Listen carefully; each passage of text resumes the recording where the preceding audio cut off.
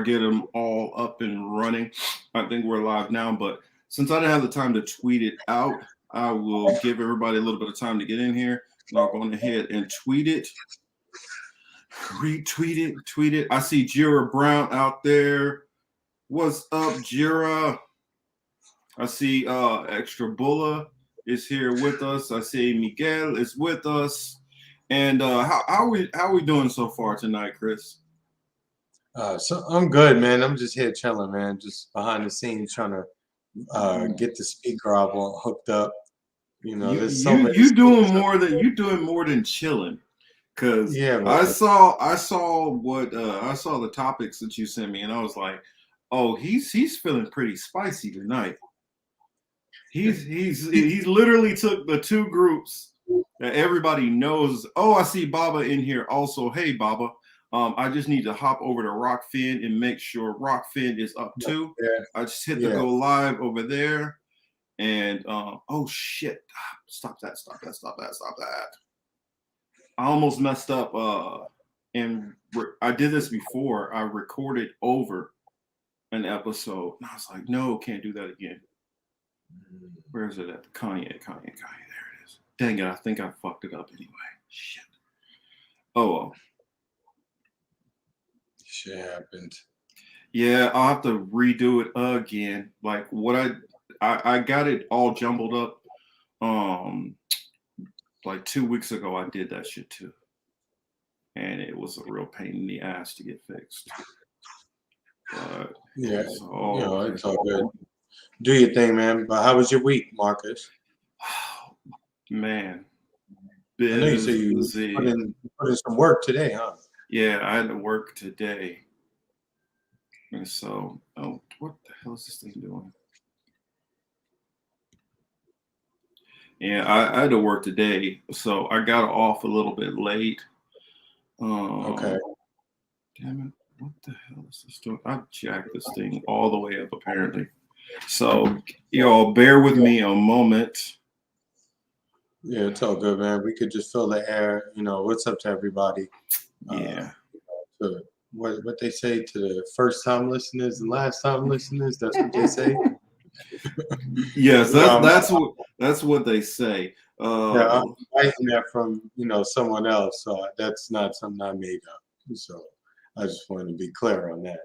But yeah, man, there ain't nothing going on. Week was typical, just work, running around.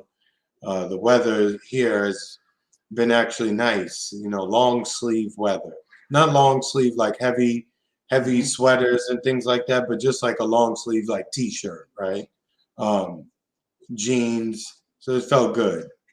It's like 70s, but it's been overcast a little bit, rainy a little bit, but the change from the heat of summer to this is this one we really enjoy being down here. I know it's a humble brag, but to all my family in New York, I told you that's why I'm here.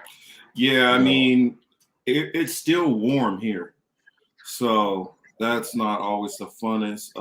Let's see, Facebook. There we go, and I'll just post us live right now. Whew, there we go. Now I got it. Hopefully I didn't jack that last episode up too bad. I gotta fix it, but so I see we are live on the Rockfin. They probably still looking at me with my head down. So I'm waiting, until they get in. If you guys cannot see the title of tonight's show, it's the Don't Say Gay Bill, which we will get in, and Ye, aka Kanye West, Fallout, and more. So that's the headline. The headline for tonight, and we'll get into all of it, eventually. But it's purposely misleading, right? Because you may look at it and make a certain assumption, but you'll find out during the discussion when these topics actually come up that we will be discussing it from a different perspective, shall we say. It may not necessarily, the target may not be who you think it is, right? So I just want to put that out there. They may think they're getting something typical. This may be a slight bit different.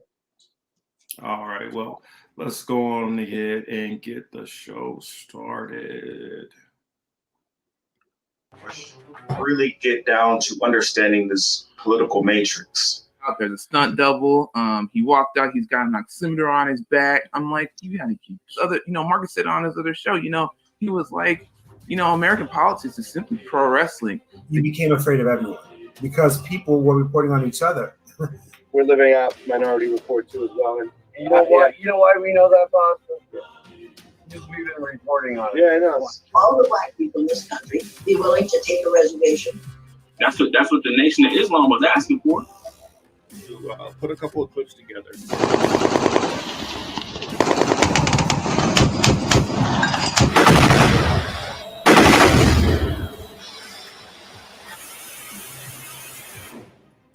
It's crazy to see how much Martin Luther King really began to look like, damn, man, Malcolm was fucking right. I mean, what is the elite's end game? There's this assumption that as a black commentator or black journalist that you're not informed. Relationships, that's a skill we have to learn.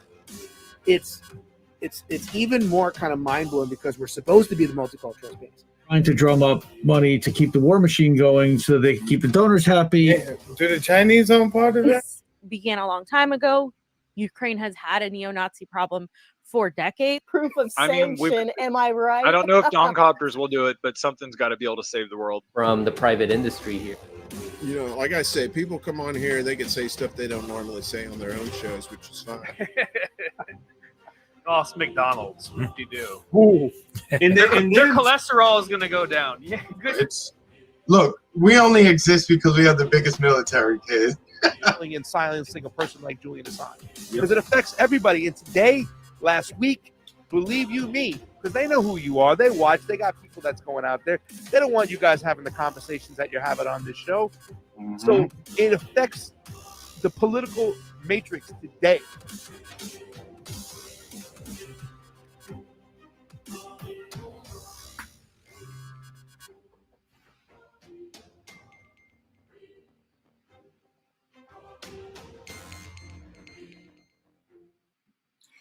Hello, everybody. Hello. This is the Political Matrix. I am Young Morpheus here with the brother Cy Lawson, or should I call him the captain over there? What's good, Marcus? What's up, everybody? Good, good. I see Myra's mom is here also. Hello, Myra's mom and Hamza. Hamza, I didn't see the any fights today, so I'll have to check that out afterwards. I didn't even know there were any fights. I was working earlier. I had to hop up at been up since 5 something this morning. So I got a movie review. Oh Lord, what's the movie? Is it spoiler alerts in this review? I'm not gonna do it because it's too new, but I saw Black Adam. Really? Yeah. No spoilers.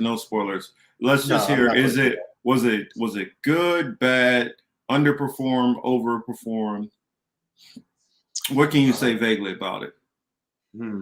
I would say it just depends on your level of nerd, right, and knowledge.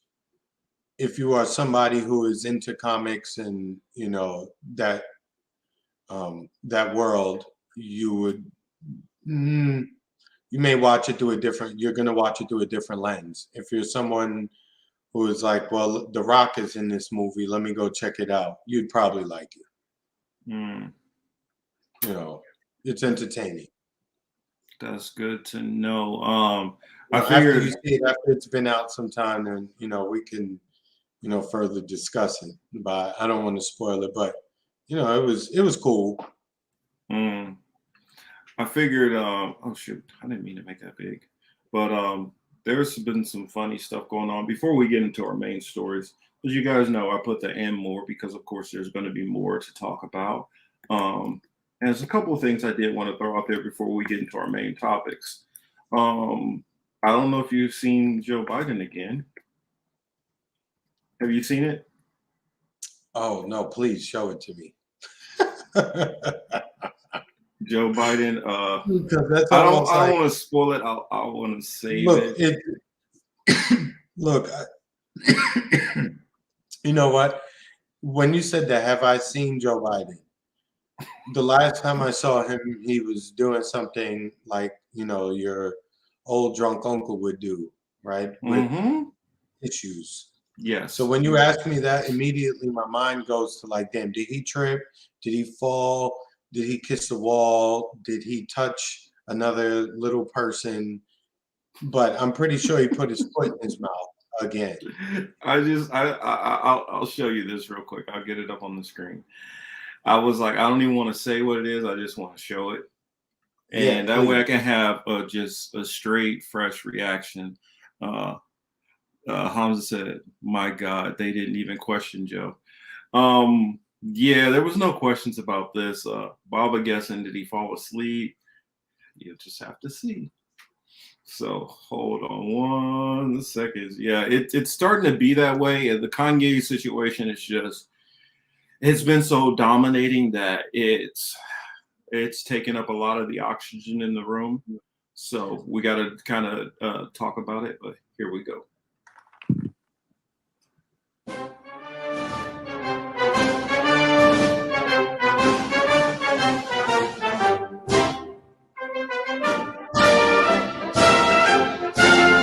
Oh.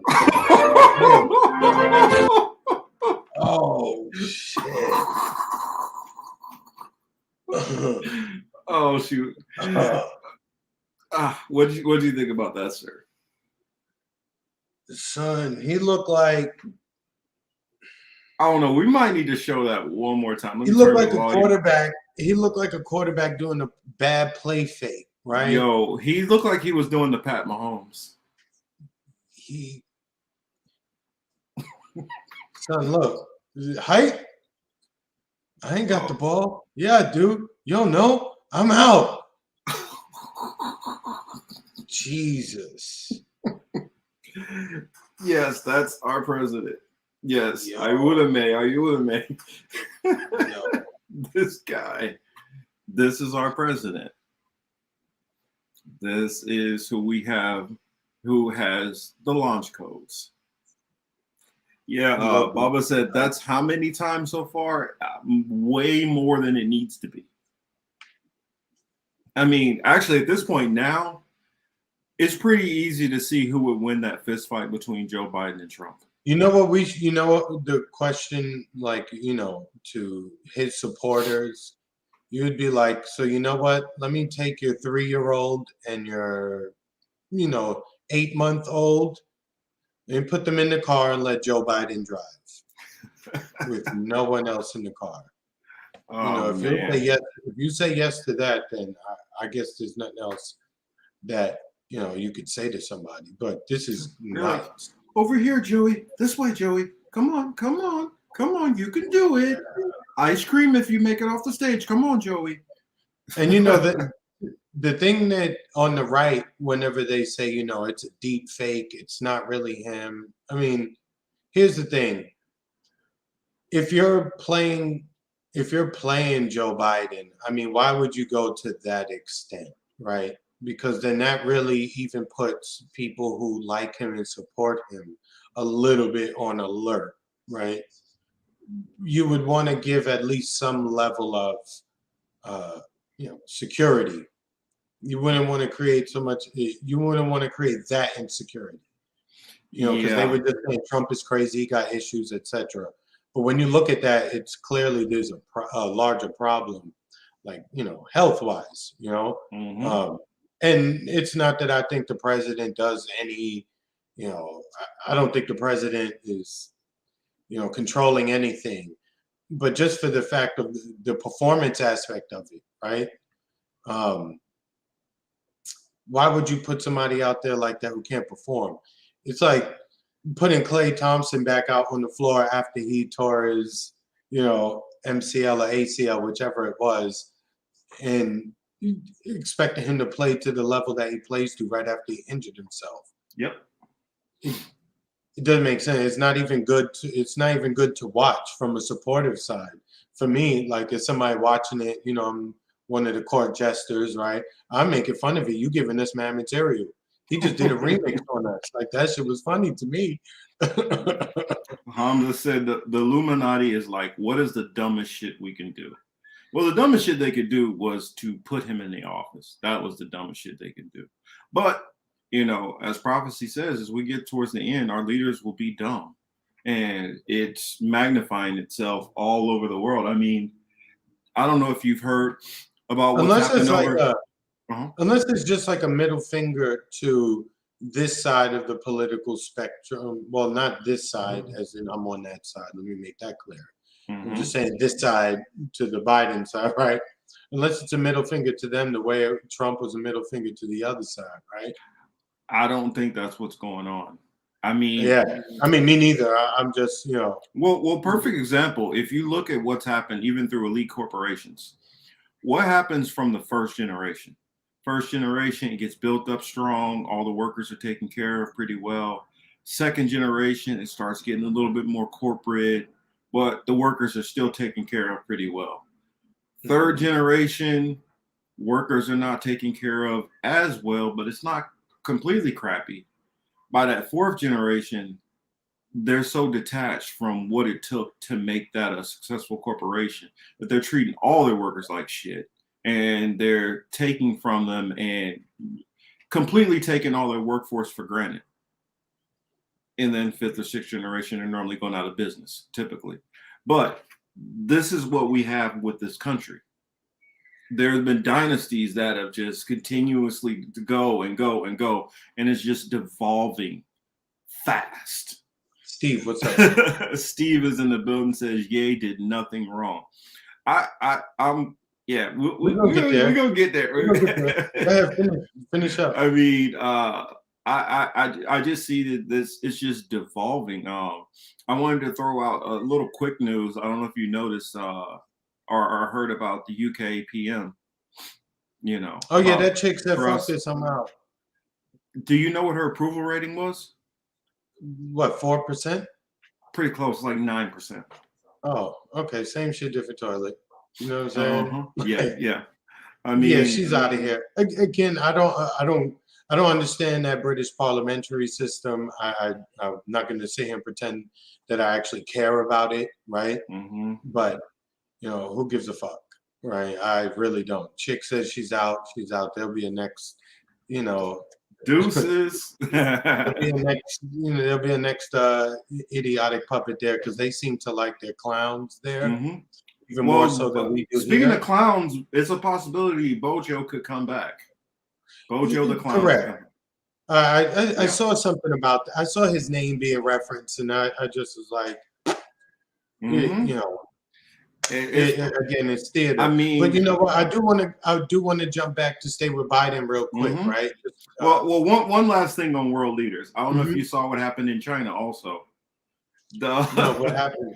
The former Chinese president, they literally like just ushered his ass right on out. Like he tried to stand up during the speech and start talking.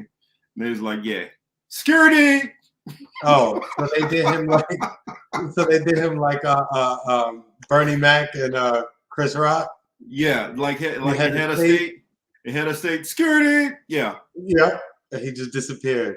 Yeah, that's what they did. I did want to jump back to this side real quick of the world, right? When we were mentioning Biden, not that this is necessarily about Biden, but you know, this falls into the and more section, right? Quick little things. I just wanted to make reference where it's October 22nd, right? Happy birthday, Jay. Today my son's birthday. You know, he's 20 years old now. I don't know where he went, but anyway. Anyway, it's October 22nd, right? If you just pay attention to the headlines, you could see that the political machinations, shall we say, they're fully at work. Why do I say that? Just look at some of the headlines, right? The Don't Say Gay bill. The next thing I really wanted to bring up was the student loan. Well, I figure we hit the student loans because that's still on Biden, and we'll get in that because I want you to kind of go into it for everybody, like, and really like lay it out because especially you being in Florida, it has its ties to, you know, your governor before hitting, you know, I think what is he out of? I can't remember the state he's out of. Or is it Louisiana or something? No, I'm talking about the one who's pushing the national bill. Yeah, Louisiana. Yeah. Yes. You want to go there first? Yeah. The Biden the Biden news about the student loans. Yeah. So, obviously the administration said that, hey, we're going to forgive some of you guys' loans. We're going to forgive a few pennies on the dollar, right? Thank us, come vote for us, et cetera, et cetera. Yep. So, what just happened the other day?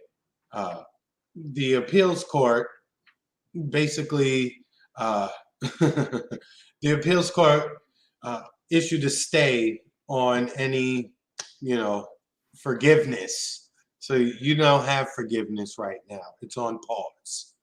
Right now, we're waiting for, that the ruling from that court to move on.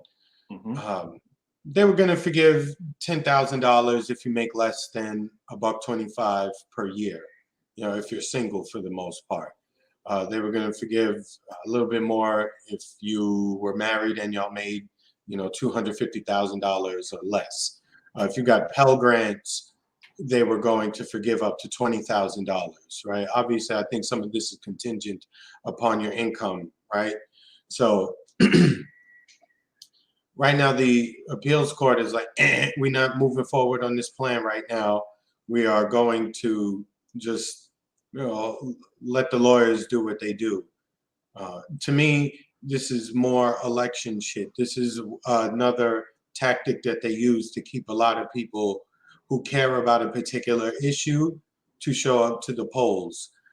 This issue's been going on for quite some time. Here we are a few days out or 2 days out from, 2 weeks away from election, I think. 2 weeks, I believe. I don't even know because that's how little I pay attention these days. But again, I can hear it from the people who are paying attention. I can see it online. Some people are still paying attention to this kind of shit. And these are just moves to validate this bullshit system. Like, I hate politicians. I hate politics, da-da-da-da-da. But you know what? The student loan issue really matters to me.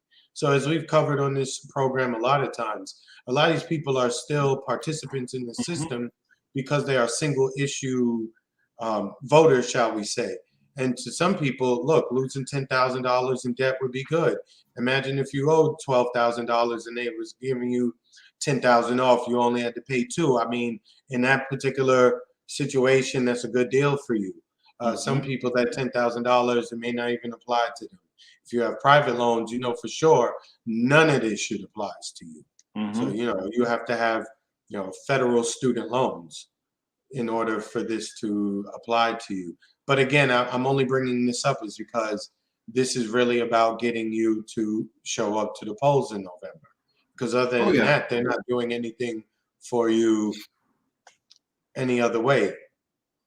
No, this is I'm going to propose it, but I don't really want to do it. So knock this down so I don't have to do it. This is the same thing with Gavin Newsom, what he did out here with the whole hey Jimmy, Gavin Newsom did this with the whole Medicare for all thing. He said, I completely support Medicare for all. If I get elected, this is what I'm going to do. Kept talking about it over and over and over.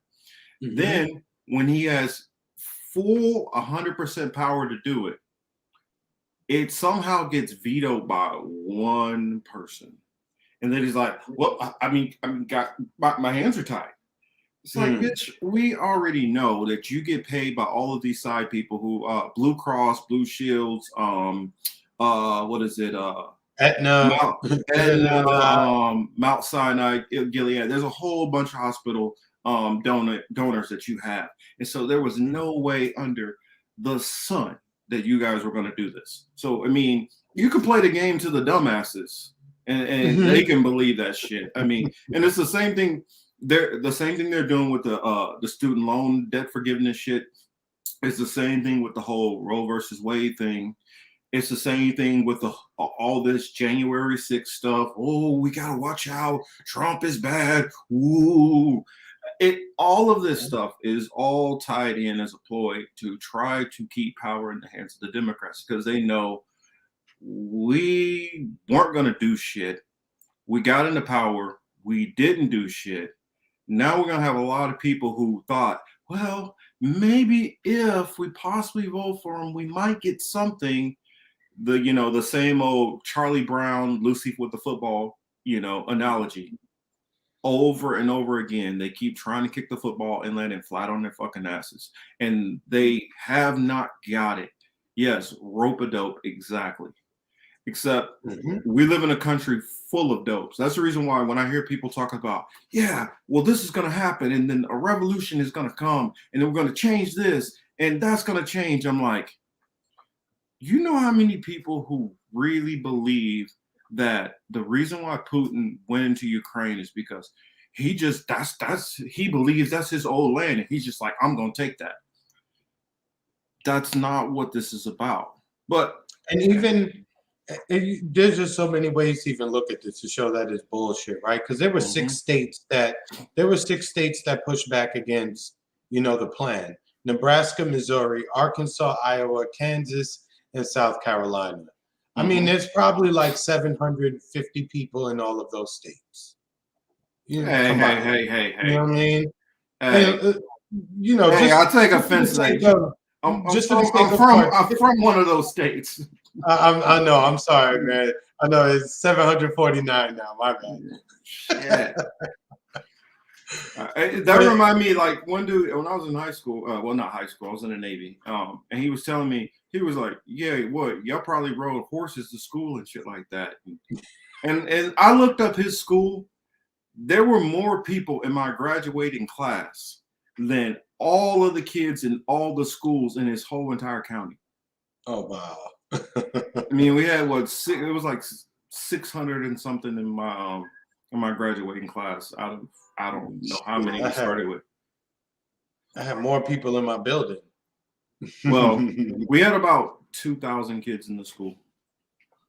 But I mean, it's not. I mean, when I hear somebody from South Georgia try to mock me like I grew up in some little hick town, I'm like, please. Right.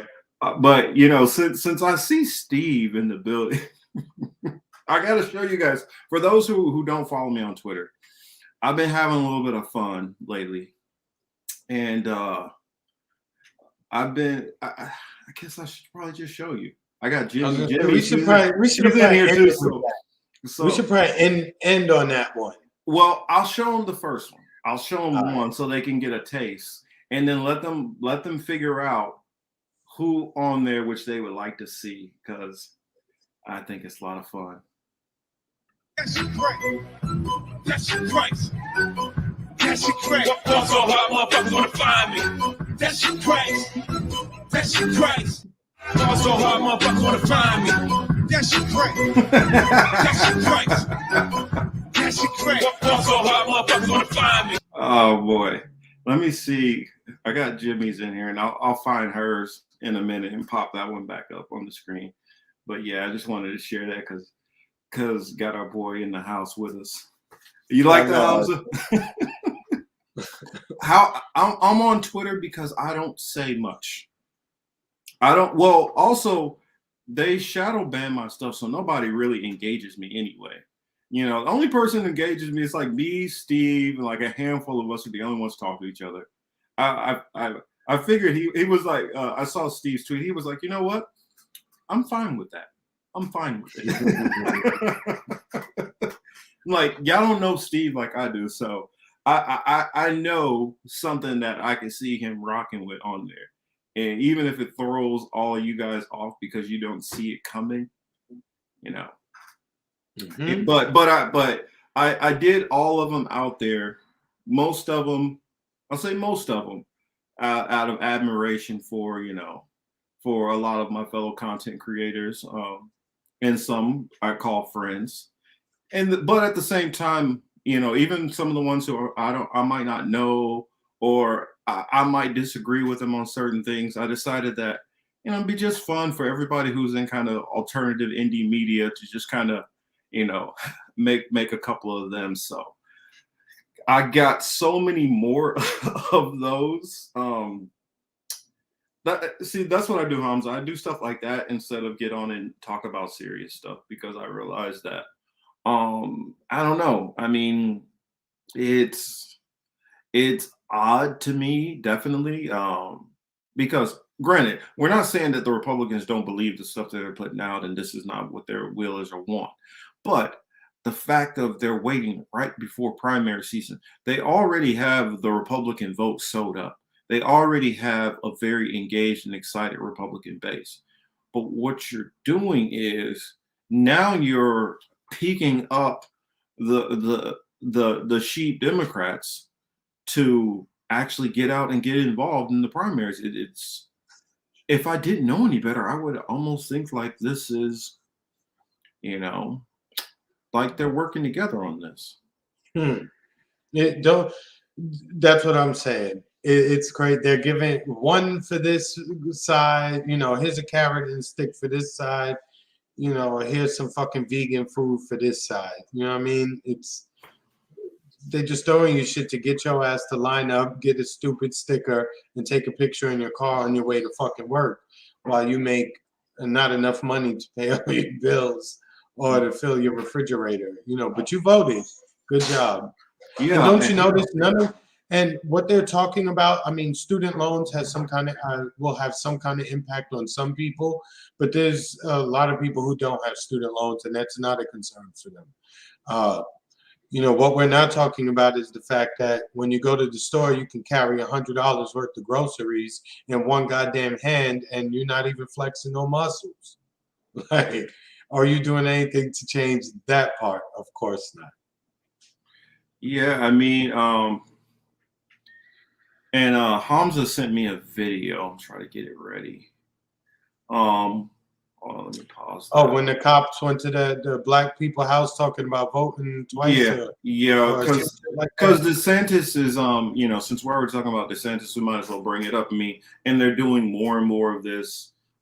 Let's send the migrants. Let's send the undocumented to all these liberal states. It's like they are trying their best to get Democrats to come out for the primaries. I mean, for the midterms. Yeah, and it's the same thing with this "don't say gay" shit, right? You are looking at the gay. You are targeting the gay community. Actually, they should feel targeted. Not for how they would describe being targeted, right? Because they're not targeted with this particular instance. They're not being targeted for violence or anything like that. They're being tagged as like dummies. Like, look, here's how we're going to trigger you, and we're going to get you to show up, and you're going to vote this way. They're controlling that population to make sure that they come out and do that. It's incredible to watch how effective that shit is. All right, here is the video. If you haven't seen it before, I'm not sure. For voter stuff, man. For voters, it's what it is. I think the agents with FDLE talked to you last week about some voter fraud, voter stuff when you weren't supposed to be voting, maybe. So that's what you're. Okay, so he was a felon and he voted. What you got to do? They have reduced your bond quite a bit. It's 2 felony charges for voter fraud, but they reduced it to $500 bonds. So it's $1,000 total. Oh my God, man! What? Yes, sir. So unfortunately, right now we're gonna have to take you to jail, but you got a bond right away. You don't have to get a first appearance. Okay, so hold on, there's one more. Okay. So, ma'am, we have a warrant for your arrest. For what? Oh my God! Hold on. Wait. Let me tell my husband. We're telling him he's right here. Right here. So see, this is fucked up all the way around. So this is one of those like. You have a warrant? Okay. The warrant. Listen, hold on. Listen. I know you're. You caught off guard. I understand. This is. So you have a warrant. It's for voter fraud. Okay. Hear me out. It's an ROR. You know what an ROR is? Oh my God. You go in, you get booked, and then they're going to release you from booking. So. Yeah. This is nasty. Yeah. This is nasty. Yeah. It's nasty on so many different levels, right? Yeah. And this is what they have going on. This is what Hamza. Shout out to Hamza. He sent this to me. Yeah. And Marcus, they hit you on every fucking level right now. They're trying so. That's why I said the Republicans are trying their best not to win at this point. No, not even Republicans, right? Like everybody. This is just, and what do I mean when I say that, right? So if I could just thank you, Bean Worthy. Bean, thank you.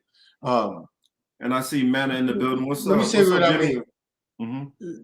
Look, what they did was, right, first of all, they made it a color issue, right? Black, right? Why y'all going at these black folks like that, right? Why are you using the state to go after black people in this clip anyway? Why are you using it to go after black people?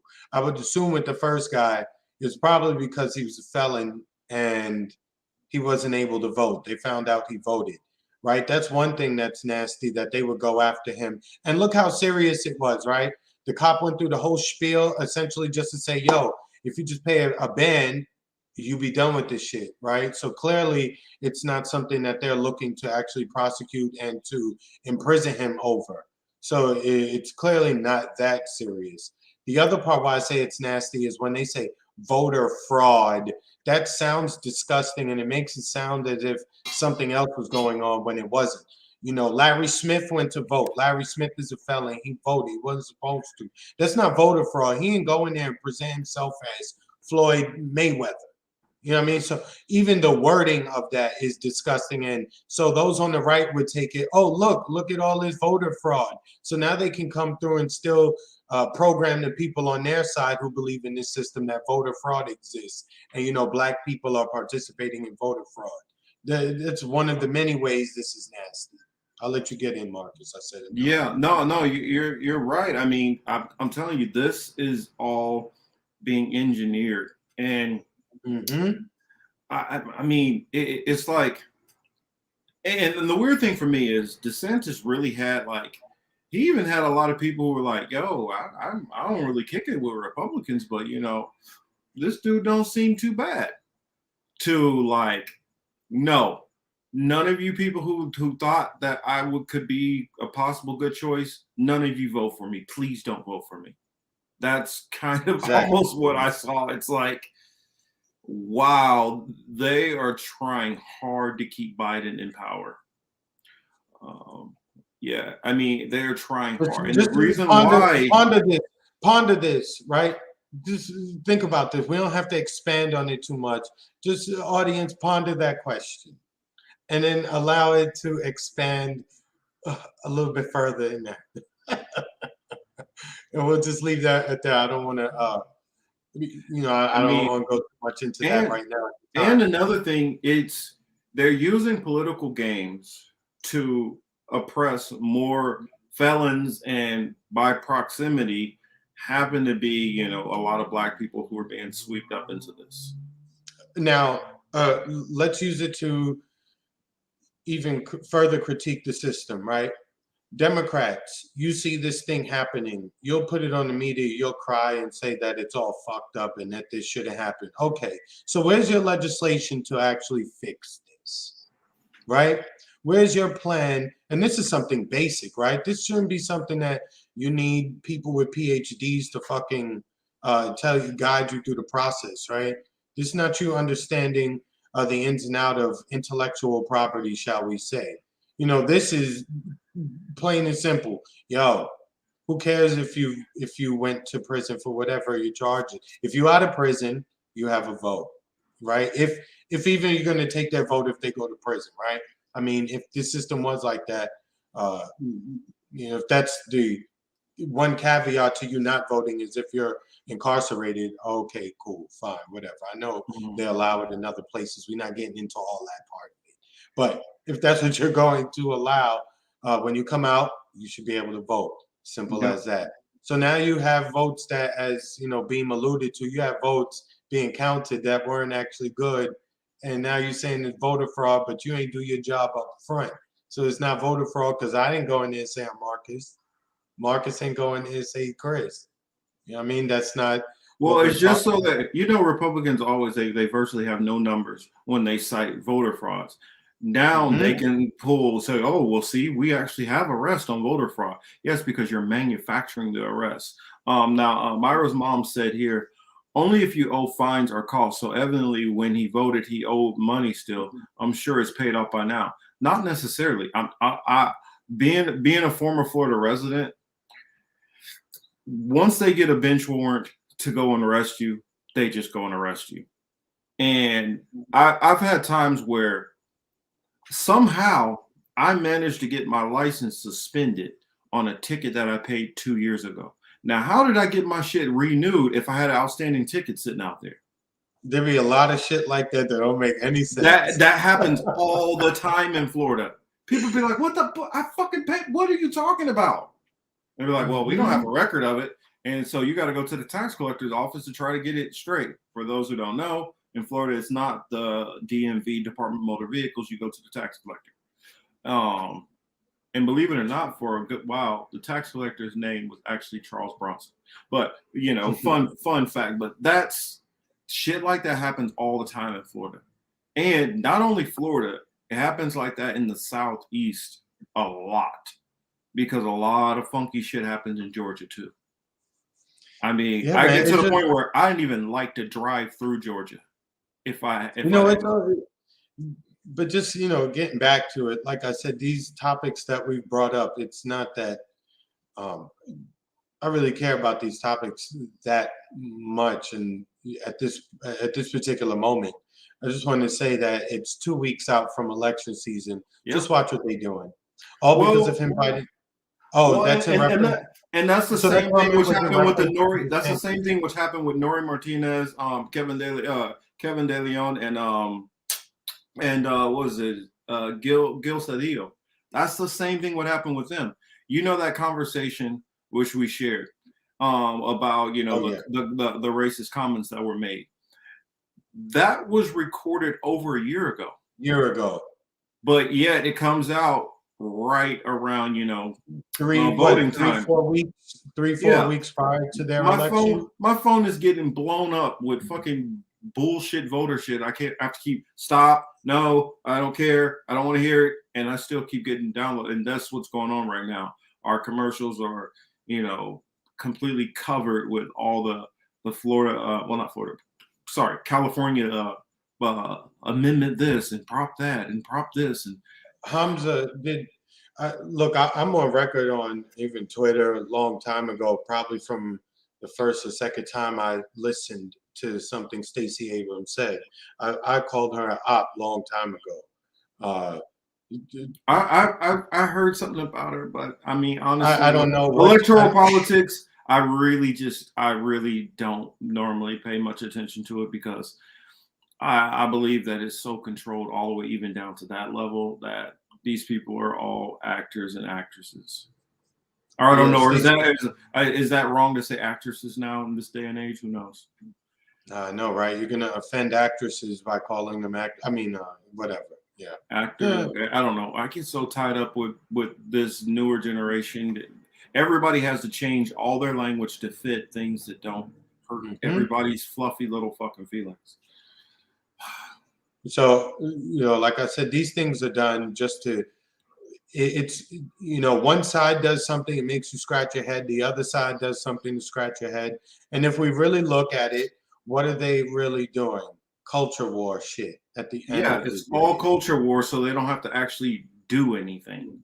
It's all culture war. It's all shit that makes you feel like a good person or makes you feel as if you're standing for something or standing against something or pushing back against something, right? So the psychological games, they don't stop no matter what it is. I just want people to be aware of that. Oh yeah, so I don't frustrate myself. I gotta throw a little bit more comedy in there. Just mix one of them in there. I told you I'll show you guys a couple of them throughout the show.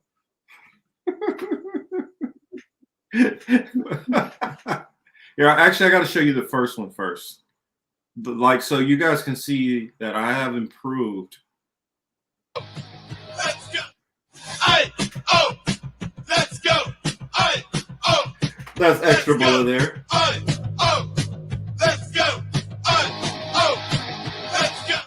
All right, and so here's the second one. This one's actually even more fitting to his personality. This one's funny. 1, 2, 3, 4. 1, 2, 3, motherfucker.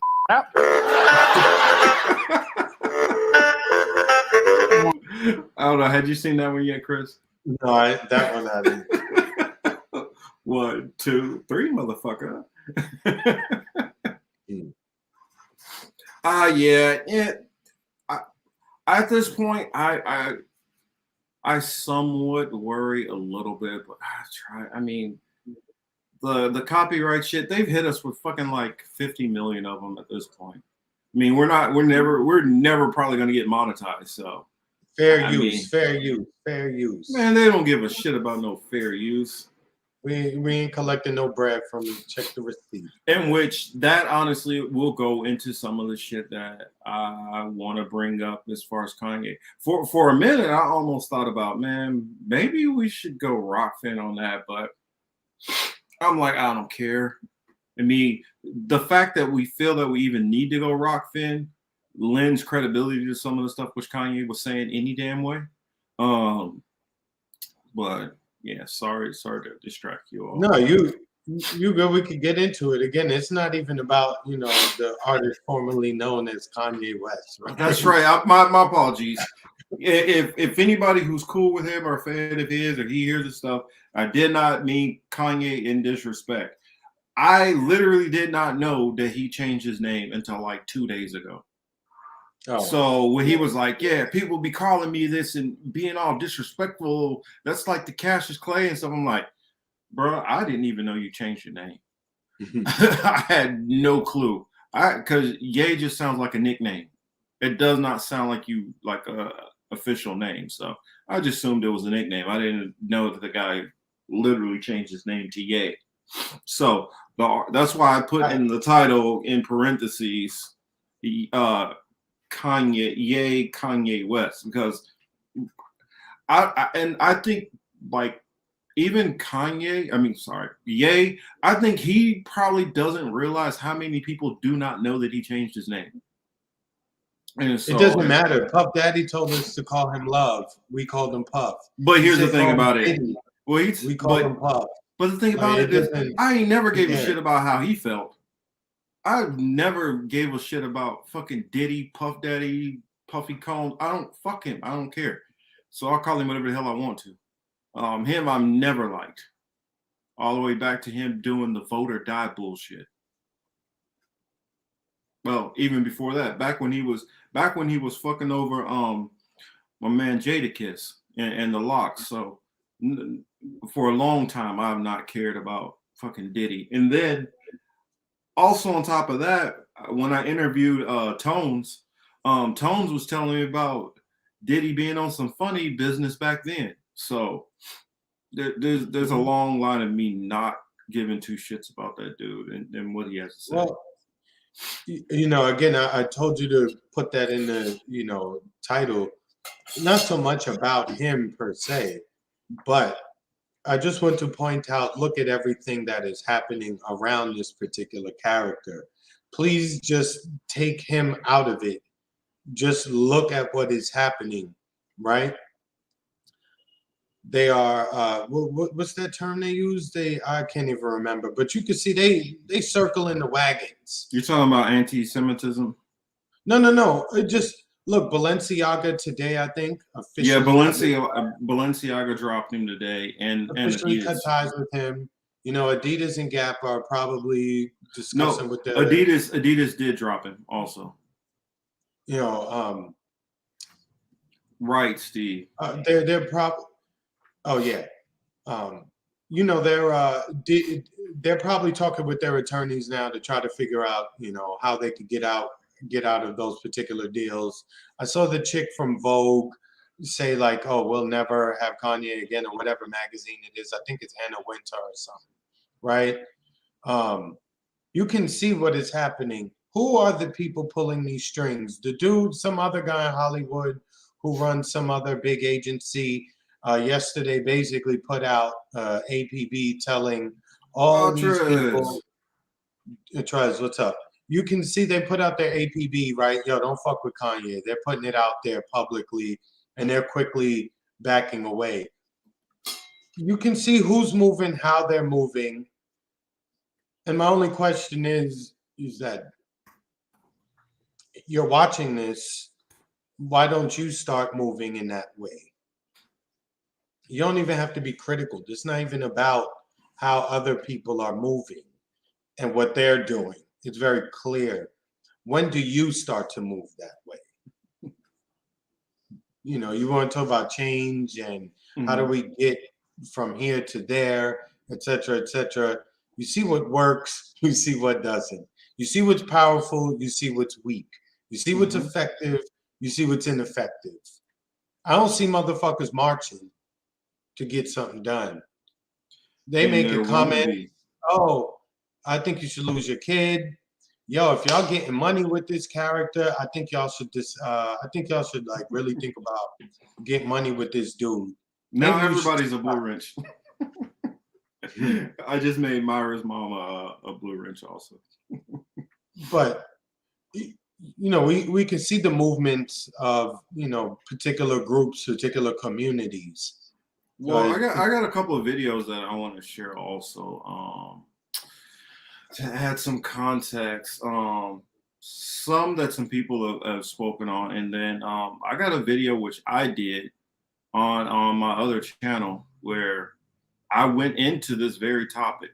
And I mean, I might just put it in like fast forward so you guys can just get the gist of everything, because it's like. And then sticking, you know, I also want to be, now this is where I will just make a quick comment about, you know, Kanye, right? When he was on Drink Champs, he couldn't suck off the head designer of Balenciaga anymore if he could, right? If I could be a little more graphic, he was sucking the skin off homie's joint, right? It was bad, you know, the way that he kept talking about the dude. I don't even know his name, but the way he kept talking about him, he sounded like a fangirl, right? Oh my God, he's like the greatest, like he makes the best Barbies. Like that's basically how he sounded. It was real bad, you know what I mean? And sure enough, all it took was a couple days after that, and they said, like, you out of here. You persona non grata, we don't fuck with you. Don't come back over here. So you did all that ass kissing, and they still cut you off. Well, the thing about it is, and I'm gonna tell you where Kanye really, or Ye, yeah, trust me when I say this is not trying to diss the man. I genuinely, it's gonna take me a while to get used to Ye, just saying Ye. Yo, dude had a cool name and he shortened it to some bullshit. It's like, yo, it don't even make sense. Right there. Exactly. Remember what he said? George Bush doesn't care about black people. Kanye was the best Kanye. But the problem is this man speaks in rambles, and he does not have a clear focus when he's speaking. And he doesn't stick to a point. He jumps from talking about Virgil and all this stuff with Virgil, which newsflash, everybody don't know who the fuck Virgil is. I had to go Google who the hell Virgil is. I don't know who Virgil is. Just like, only reason why I even had a clue or anything about a Virgil is because I heard Drake say it in one of his songs, which gets put on the radio every 5 minutes. I was gonna say, first of all, anytime that dude talks, the number one thing out of his mouth, the number one word out of his mouth is Drake. Number one. Yeah, we don't. And here's the thing. Everybody does not need to. I mean, when you're having this interview after what you just said, he has to understand that people want to hear you talk about that and get to the point on that. We don't care about your beef with Virgil and Drake, and we don't care about you and mad at Kim, and nobody cares about all that shit, honestly. And when you start talking about they trying to kidnap my kids in front of me, that's the mother of your child. That's not kidnapping. Well, the funny part is the funny part is he's like, yo, they tried to kidnap my kids. They evil. I want my family back. Yeah, that's not kidnapping your kid. That is Wait, the we mother of the supposed child. so we supposed to be out here like to the people he was talking to. Just think about the idiocy of this argument. Yo, go at them online as best you can. Talk shit about them, and then when you get back with them, like, oh, you're supposed to just take back all that shit you said when I was trying to defend you. You put like it's the dumbest thing ever. That's why I don't even want to stick too much like on his part of it. You know, another thing that's worth mentioning, really, and it's not being talked about much, except for online in certain rap circles. Yo, Nori play himself. Yeah, well, before we get to Nori, because I do want to talk about Nori, he got off into all these other tangents. Just deal with the issue at hand and explain it out and prove it and go into it. Don't go into all this emotional stuff and not be clear. And when he went on with Pierce, he acted he didn't come across as being serious. And that's talking like this. that's Marcus. yeah. Marcus, you know, I am educated, Marcus. I went to school and I can talk and pronounce all. I can enunciate everything I say. And it's like, why the fuck you talking like that? Yeah, I mean that's one way you're not taken serious. Two, the way you're dressing like a fucking clown.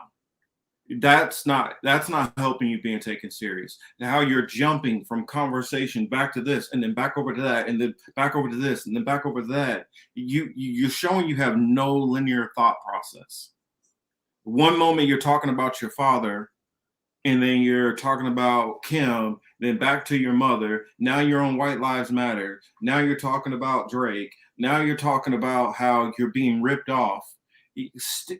Dude, for people who don't speak to rambling people, it's confusing. And I had to listen to more of his stuff to actually figure out which parts do I have the issues with what he's saying and where there's actually smoke and truth. Because you got to believe, well, I'm not going to tell you what to believe, but somebody's not getting on here and deciding to take the risks and the backlash with what comes with speaking out against the Jewish community, unless you feel there's some kind of issue going on. That's first and foremost, because everybody knows it. And I'm just going to put this out here and Bingo. say everybody in the world knows if you go against the Jewish community, there will be hell to pay. We all know it. Well, yes, I mean that explains the silly White Lives Matter stuff, but that's what I'm saying. That's the reason why all the time I say he's controlled opposition, but it's controlled opposition for what? Whether you guys understand it or not, I believe he's sent to discredit a particular group and a particular argument and particular claims. That's what I believe his whole objective is. Well, what's funny,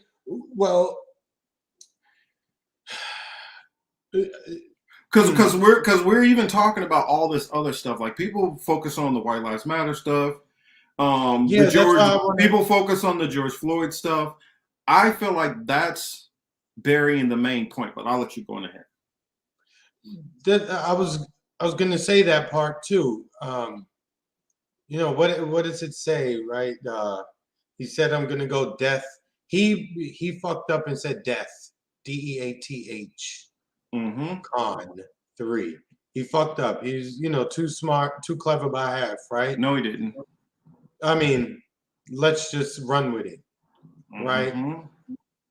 He was supposed to write something else, DEFCON, whatever the case is. Oh, yeah, I saw it, Steve. But, sorry, go ahead. I didn't see the front of it. Yeah, I'm pulling it up. Yeah, what is it? Oh boy. No. That's what I'm saying. And then there's some. I got a lot to show you all. That's all I'm saying. Even to the George Floyd thing, right? Highly political. There was no need for you to even go there. I don't know why you're even mentioning George Floyd for. Yay. That's what I'm telling you. He's being an didn't he op right already now. Didn't he already? And I wanted to. Damn, so many things are coming up in my mind at the same time. Hamza, I'm fucking with you on the Nori shit, and I really want to get into that too, Hamza, and I am. There was something else about it too. Damn, I just go ahead, Marcus, pull that shirt up.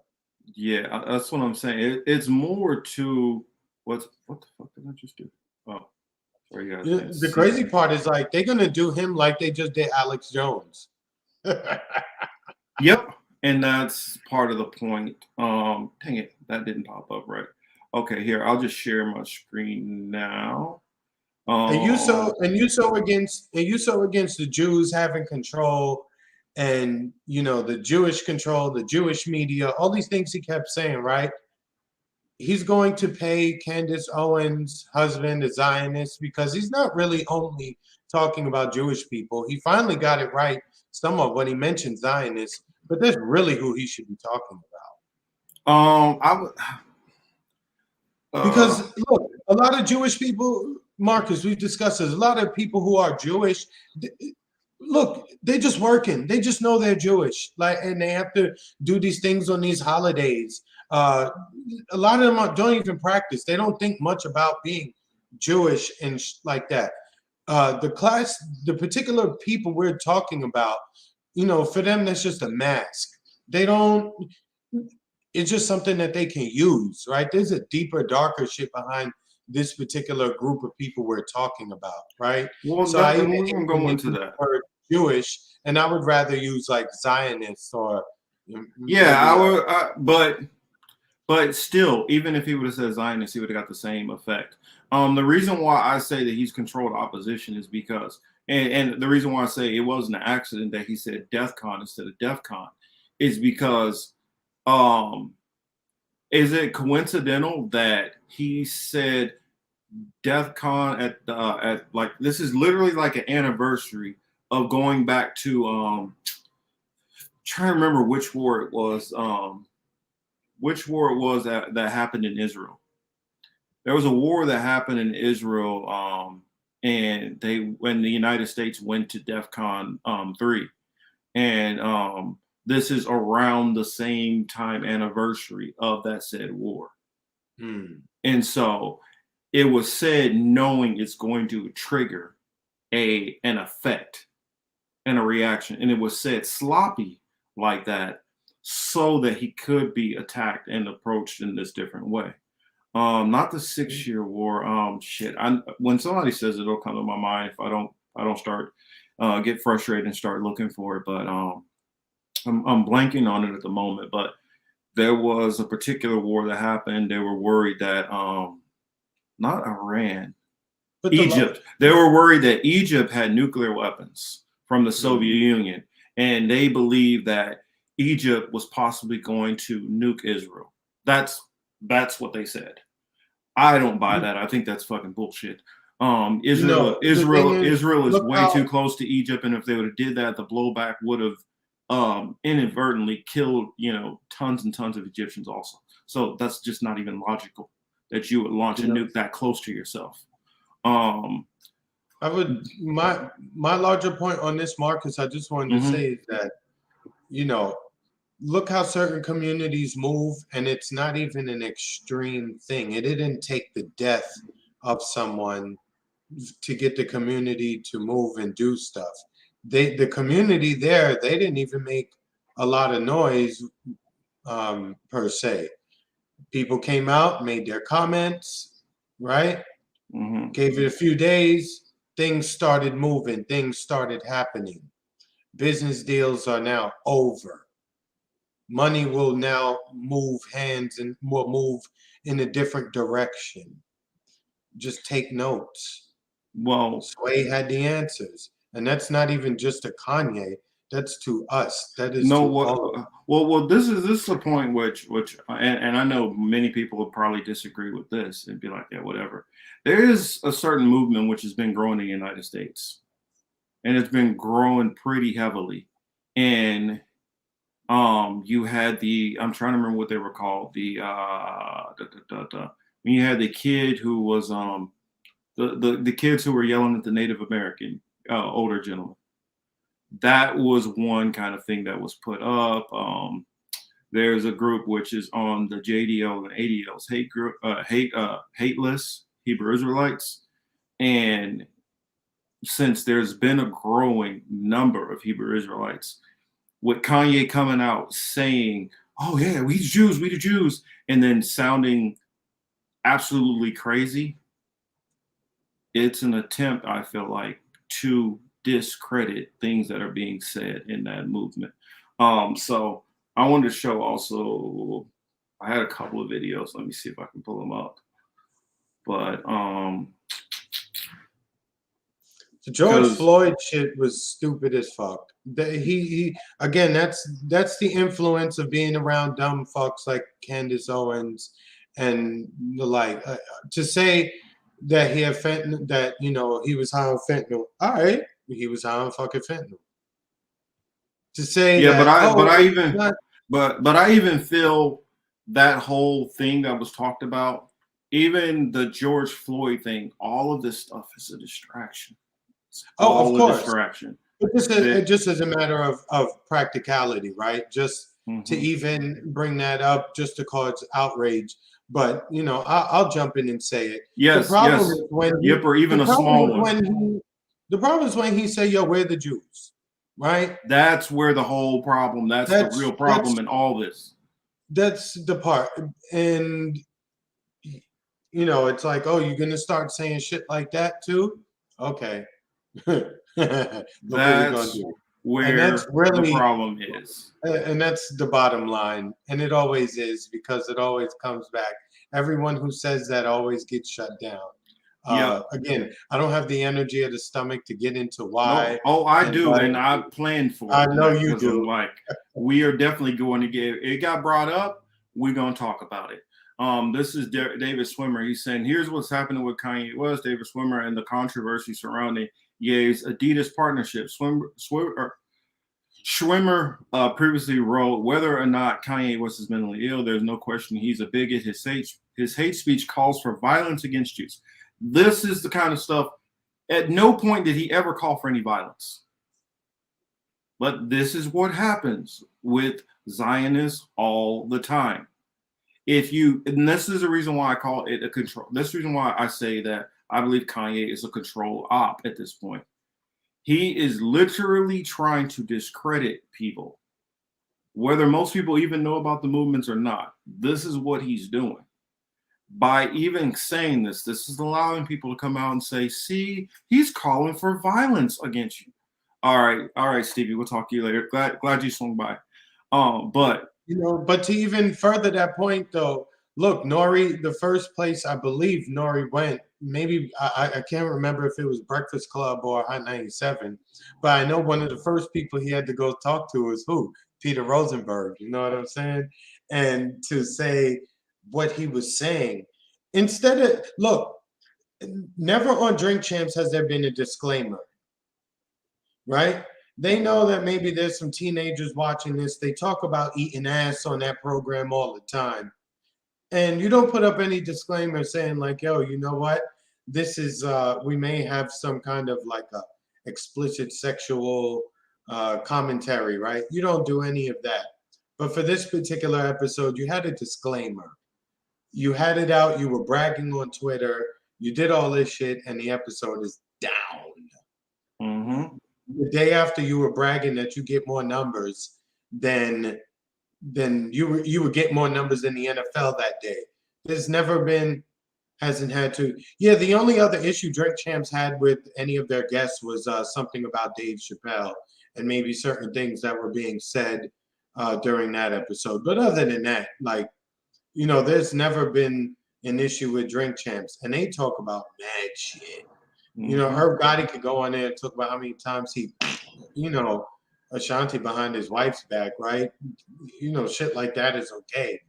But this one, you put a disclaimer, you take it down after you brag, you call Hot 97, you show up on the Breakfast Club, you basically let Charlamagne son you.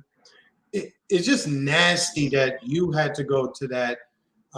You had to do that after you put up a disclaimer saying like, yo, whatever this dude say, we don't agree with. As simple as that. We don't agree with nothing he say. That's it. He came on my show. That's it. You know, LeBron and them didn't have the energy to put this shit out. So we did. And the man said what he said. Judge the man. But you are going on an apology tour all over the place. And then now you're asking for, to the extent to talk about control opposition. He called for, who did he call for to come on? Rizza Islam. He called for, what's the light-skinned black, wannabe black dude who writes for Daily News sometimes? What's his name? Sean King. Sean King, and then Dr. Umar. He's like, yo, I need y'all to come on my show. Why are you calling them? Why are you calling them to come on your show? Because I believe that he's calling on them like, okay, fine.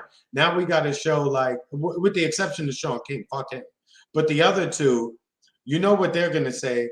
Rizza Islam, you more or less know what he's going to say, especially as it, what's the word? As it pertains to certain bloodlines, right? We know how he may feel about certain things, even though Rizza is not a Israelite. We do know he does have certain beliefs, and I'm glad Rizza.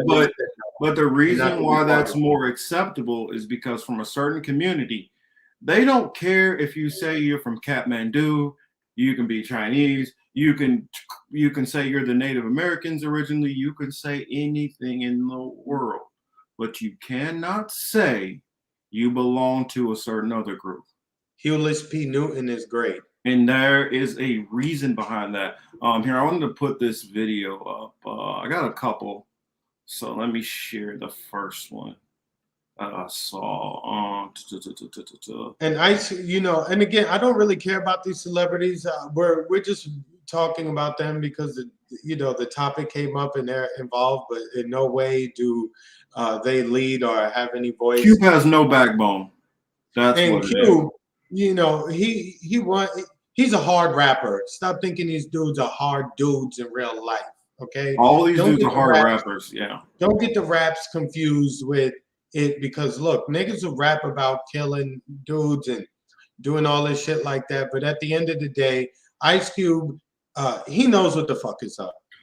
Ice Cube came out and made comments. Heller. No, but I mean, come on. I want to go back. Ice Cube made, and we're gonna get into that. Ice Cube made comments worse than this years back in the 90s. And you know what happened to Ice Cube? Ice Cube got sat down and told, you better shut your fucking mouth or else. And he has shut his mouth. He's kind of hinted certain things and talked certain ways, and he tried to get a little confidence right around election time.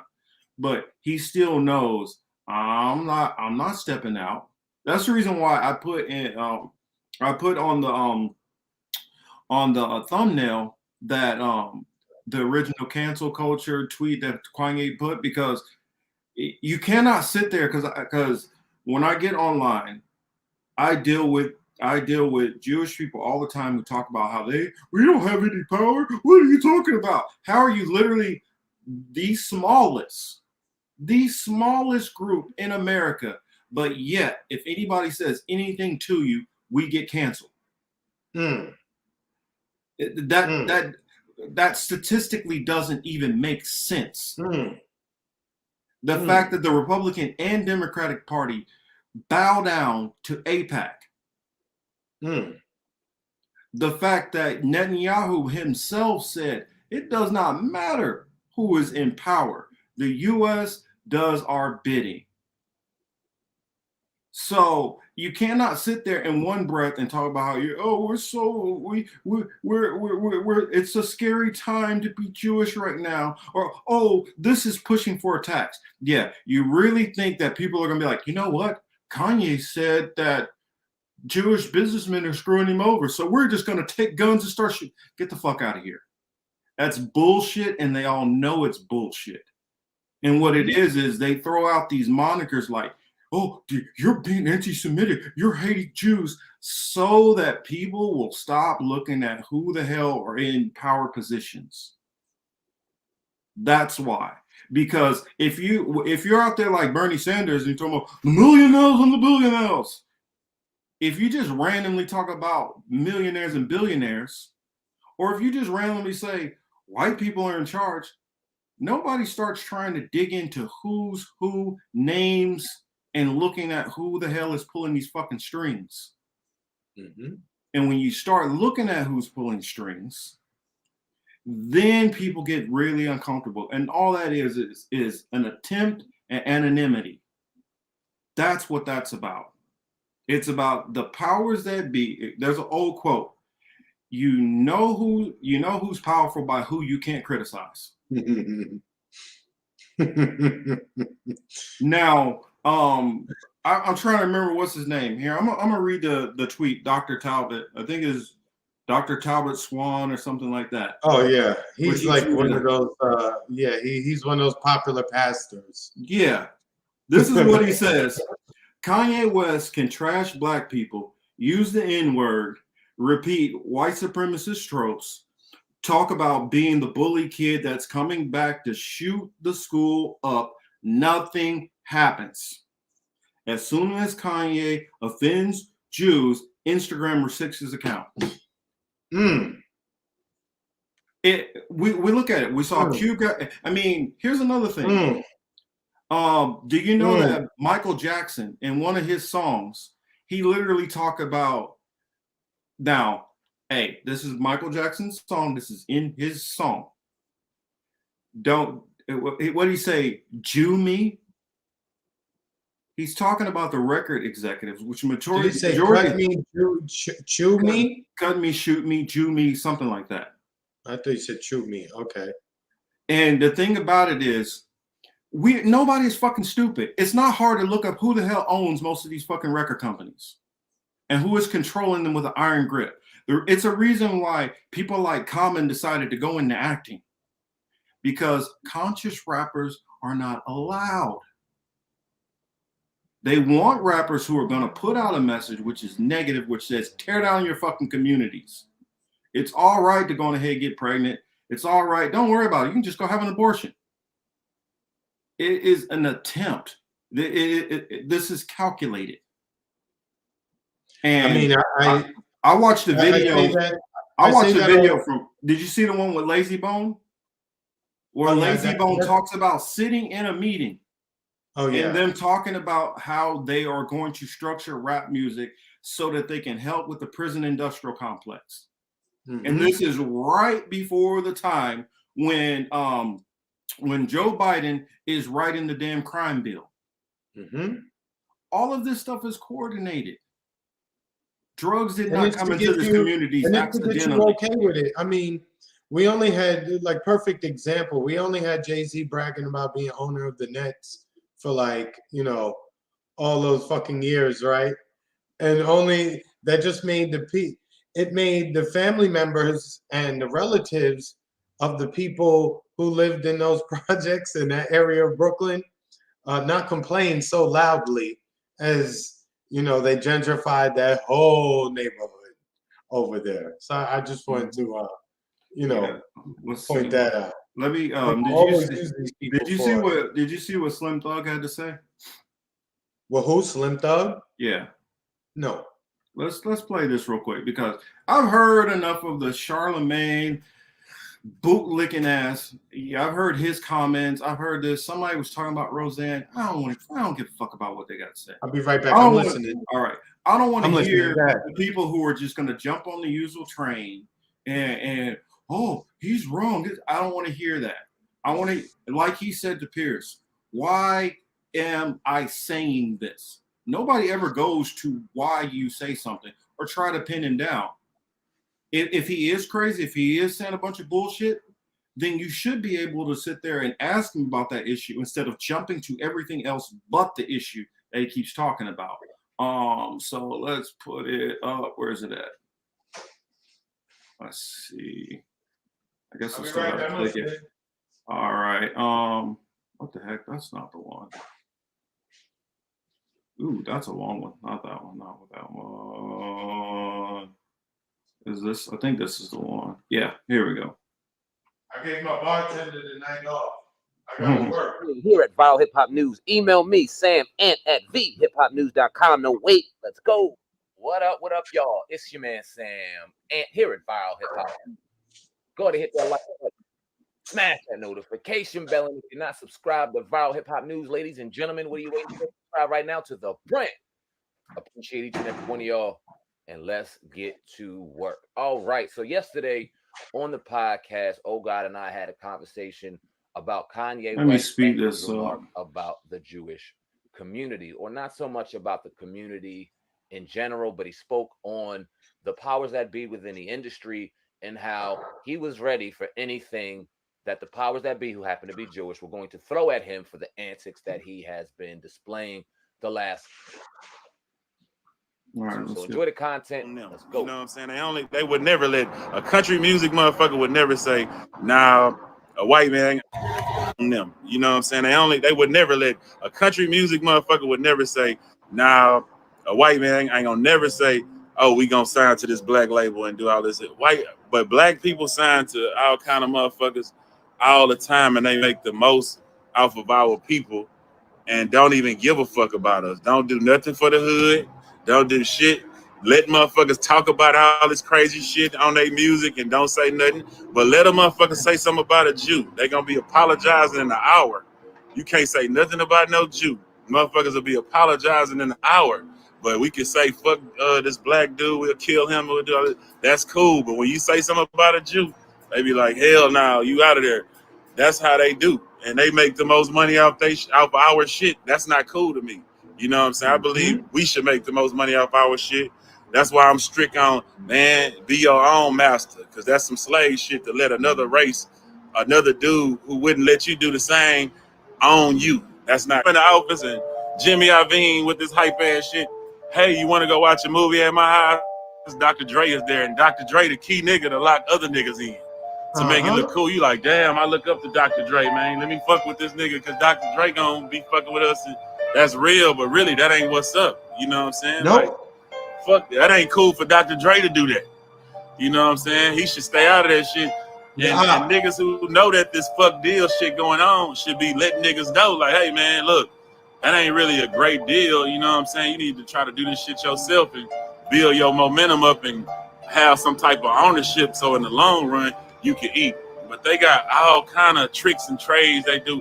Come over to my house, watch a movie with me. You want to talk to Snoop? I put you on the record with Snoop. I got all these motherfuckers signing me. I could put you on a song with them. Just to trick you into signing with these people, man. Rich Boy started with me. Look at Rich Boy, look at me. We started together. Look at him and look at me. Doing good, baby. For real. We love you, son. We love you, Rick.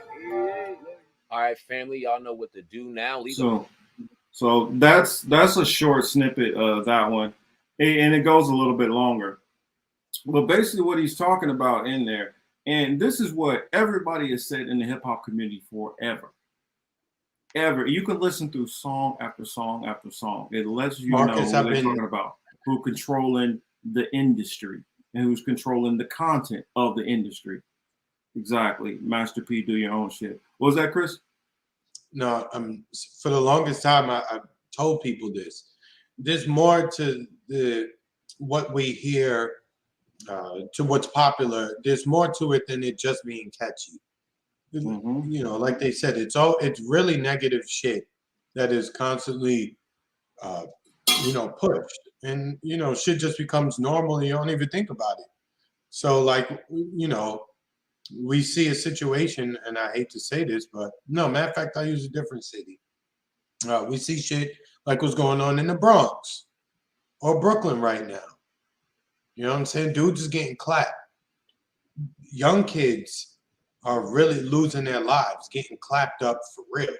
You know what I'm saying?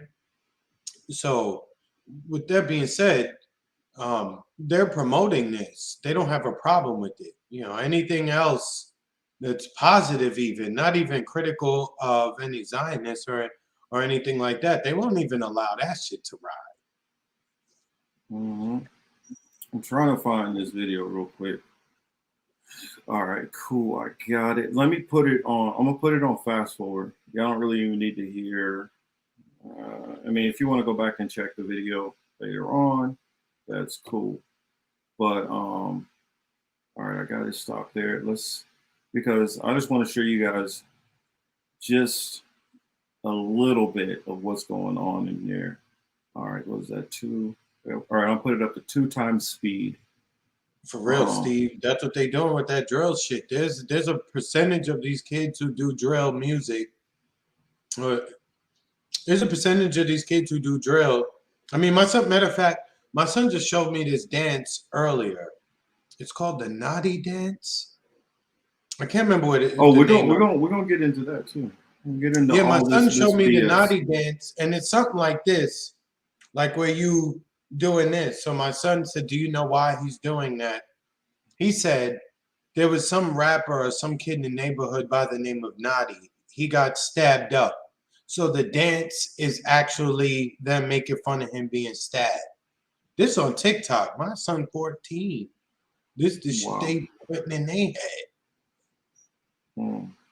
You know, thank God I got to be there, you know, to say, you know, but that's not something that you should be, you know, laughing at. Like, that's not a joke. You know what I'm saying? It's not something good. How many people don't even have that level of balance, right? Let's just say he go behind my back and be like, yeah, fuck what dad said. But at the very least, you got that nugget. You understand what I'm saying?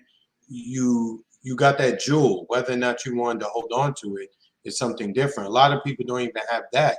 And that's what we see. You on TikTok making dances over somebody getting stabbed. Shit is nuts. Mm-hmm. Here's something that I want to show, because I've heard so many people talk about how much power that their group don't have. Here, let's just play. Just watch the screen. Just watch the screen. Oh, was that? I said that guy looks familiar. Yeah, so just watch. Stern, Silver.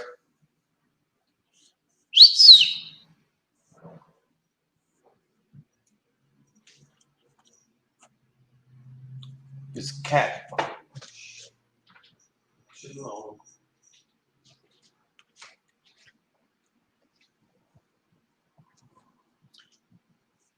Yeah, this boy's cat like messing with my shit when I be recording. I don't know why.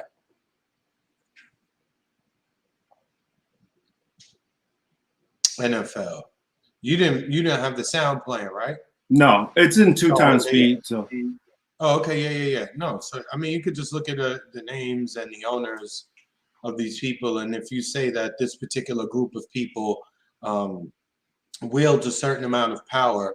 Well, I wanted to show this because people say that they don't have any power. No. Now, how are you roughly 2% of the population? This is just in sports right here for a moment. Mm-hmm. This is just sports. And we're going to keep on going because I put it in 2 times speed because I wanted to show it's like a 20-minute video. But I wanted to try to show most of it. And what you're noticing is the commissioners of almost every one of these leagues happens to be, ironically, the same thing. Happen to all come from a certain select group who claim they don't have any power. Literally the smallest minority group in America, but yet they claim they have no power. But obviously, there are plenty of billionaires who are owning multiple sports teams, which I'm showing you evidence of right here. And so you can't sit up there and keep talking about, what, we don't even have any power. What are you talking about? Bullshit. This is just sports. We haven't even. Now, here we go into music, which Kanye is in. All of these record labels owned by those people. Heller. Clive Davis. Steve Rifkin. He was interestingly enough, he was on the Kanye interview. Mm-hmm. Oh, Denver, what's up, man? Thank you. Street. Rick Rubin. Street. I see you listen to Saha Streets. I saw the thumbs up earlier. I meant to tell you, it's crazy. His whole album is good. You know, keep telling me, oh, well, in the Pierce interview, he's talking about, well, why do you keep saying Jewish people? I used to want to play for the NBA. But he keeps talking about why are you saying it's Jewish businessmen who are attacking you and who are screwing you over? Mad Marxist. Hello. We could put the White House lights out today. That's what he said. Yeah, street Saha is that dude. I told you, man. He raps. And you gotta remember, this is only a brief portion. This is what I threw together, you know, over a few hours, a couple of days a week. No, isn't Leor Cohen over YouTube right now? Leor is the one running YouTube. No. It's YouTube Music. Maybe, but it's Susan, whatever, who she's in that same group also. I think it's who runs YouTube Music, like the record label side of that, or whatever controls the music. I think that's Leor Cohen now. He left Def Jam. I think he started it up on YouTube. No, it might be possible. I'm not sure. But I mean, I just wanted to show this because people are acting like they don't have any power. Don't have any power, but Google, YouTube, Oracle, Facebook, Tinder, Instagram, Tumblr. Yo, if you and I got into Marcus, if you and I got into a disagreement right now to the point to where we would start cursing at each other and saying all kind of foul shit, we could call each other all kind of stupid niggas and hard R too, right? You're just a nigga. Like, it would be okay. That would stay up. That would be for entertainment. They made it. Man, listen. They would leave that up. They probably even promote it, right? Then me and you might go fucking viral too. You know what I'm saying? Like, look how these guys are going at each other. That would be okay. Yeah, if we beef with each other, cool. We done. Cause see, like I told you. Oh man, Marxist, I appreciate that, man. Thank you. Like I told you, I definitely didn't grow up around Jewish people. So I just always thought these were a bunch of white people. It never dawned on me that all of these people were Jewish, and now this is going into politics now. He said, "How the fuck I'm supposed to eat?" Oh man, you're trying to tell me you don't have power. Mad Marxist trying to say they don't have power in my head, like. And this is going into governors. Look at this. Plenty of governors, mayors, senators, all of that, which most people do. Some people might know this information, but plenty of people, I'm sure, I doubt they know this. And this ain't even all of them. I could have done a 3-hour video of this. Yeah. You and I know ongoing. Statistically, it makes no sense. If you put this would be this much power.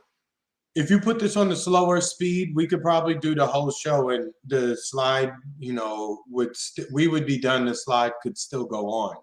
So this video is only a 20-minute video. Yeah, and to us, this is like beating. This to me, it's like beating a dead horse, right? Especially when you grow up in New York, you just as soon as you get outside the house, you start looking at things. You're like, wait a second, this don't make sense. That look different, etc. You see that. It's for them to say that, oh, it's not fair that you say this, and you're showing like middle management right now, right? Yeah, I'm not even sure. I could go even more higher now that I know more. This video is old. This video is like easily over a year old. But I'm saying these are all people who are middle management, right? If we start looking at like who's on the board of the banks and certain other private companies, when you start looking at that, that's when you start looking at a higher level. And this is just middle management. You're not gonna get upstairs if this is middle management play. That's what I'm telling These are you. people who go and say whether or not you deserve like a 2% raise in your check. You know what I mean? Like they not. So not you wonder owners. how somebody gets out there and why, like some thug said in there, you say something and you apologize in an hour because they're the reach of such a very, very small group of people is literally people in places of power throughout government, entertainment. Yes, Jill Stein is there also. A lot of people don't even realize how. Oh, I didn't even bring up that, Hamza. You're correct. They're heavily involved in the porn industry also. I mean, Well, that to me falls under entertainment, like all of it. Like they run the gamut.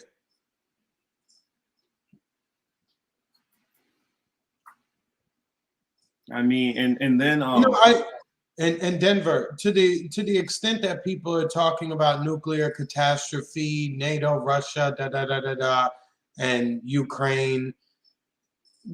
These are some of the donors here, just some of the donors. Yeah, that now these are now these would be a little bit higher. Yeah, I mean, so I stopped it there, but let me go in and stop this video. But that's that's over on my Hebrew Apologetics channel. But and there's so much more on that channel that I go into that I don't do here. But Marcus, I don't want to be, and I don't want to be critical of that particular group of people, right? They're gonna do what you play the cards you're dealt, right? Yeah. Cool. They play. It's not about hating. It's not about hating on people having that kind of influence and power. That's why when Kanye said he's jealous of it, fuck, I'm jealous of it. I wish black people did have that kind of power. But here's another thing also. It is not anti-Semitic to point out the fact that they do have that kind of power and reach. It's just like saying, well, black people kind of dominate sports. Black people dominate the hip hop industry. That's a fact. That's not being racist. That's a fact. Just like this power dynamic is not being anti-Semitic or anti-Jewish or hate or none of that. It's a fucking fact. Or to say that Hispanics are probably the best baseball players or football players, meaning soccer, right? Or soccer meaning football, right? Well, I don't know. I mean, that can be an argument either way. I mean, debatable. Just depends. I'm just saying, like, especially exactly, Myra. It's about being informed who they are. And I know Hamza probably like this. I got one other clip from a brother from the NOI, Nuri Muhammad, because this is going into some of the stuff because I would play the clip from which Crazy Bone said, but man, I'm worried that one will definitely get this video taken down if I play that one. So I'm not gonna play it because he starts saying some stuff that they'll just, oh, well, copyright this and that. So I can kind of say what he said. He said basically record execs sent a lot of rappers over in the early 90s to all sit down in this meeting. And in that meeting, they start telling them how the new approach was going to be gangster rap. And how gangster rap, because of these people were so influential and so powerful, they were going to make sure that the records got the spin. They even allowed it for these same rappers to be able to invest in the prison industrial complex so that they can use that said music to exploit their own people to hopefully get them to do illegal activity and then end up in those same for-profit systems, which goes back to almost the same thing which happened with the crack cocaine epidemic. You have an impoverished community, and then what do you do after you shut down a bunch of factories in the area? And most of them who were working at these factories no longer have jobs, or their parents are, it's a little harder for them. What do? You put drugs in the community, where now they go from being poor to being able to make $500 to $1,000, $2,000 a day. You don't think that's going to be fucking tempting to people? And then, oh, we don't know what happened when there's a drug epidemic all over the fucking country and predominantly in the inner cities. And then you throw liquor stores in there also on top of it, and then check cashing places that charge exorbitant amounts. You cannot tell me that this is not by design. All of this is by design. Oh, was that? Just an accident. No, go ahead. Sorry, I rambled on a lot.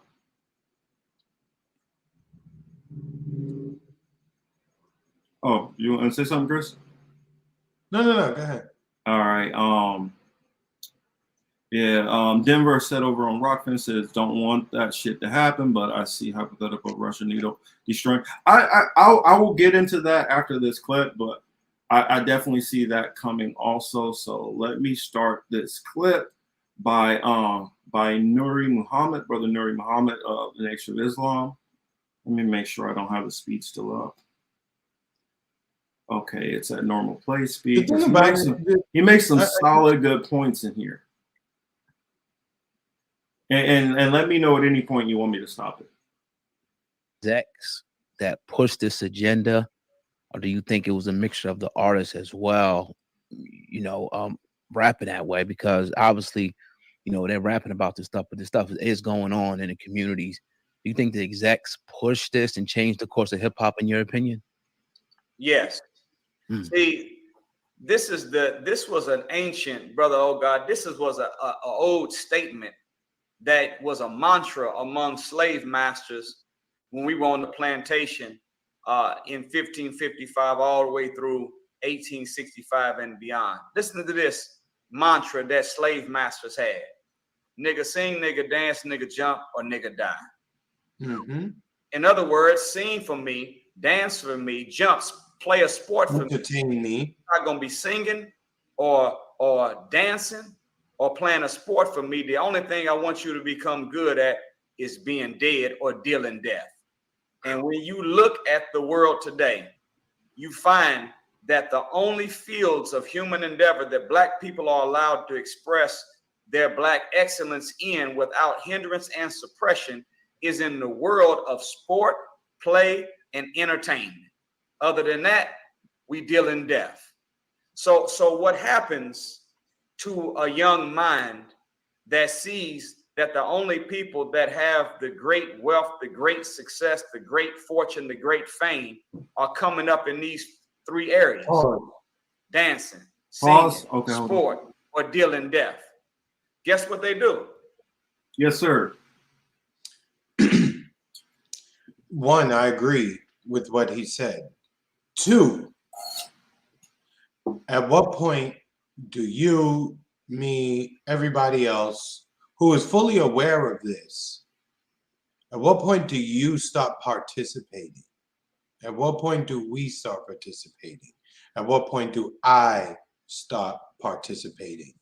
And that is the question that people have to ask themselves, their brothers, their wives, their husbands, etc., etc. What do you value?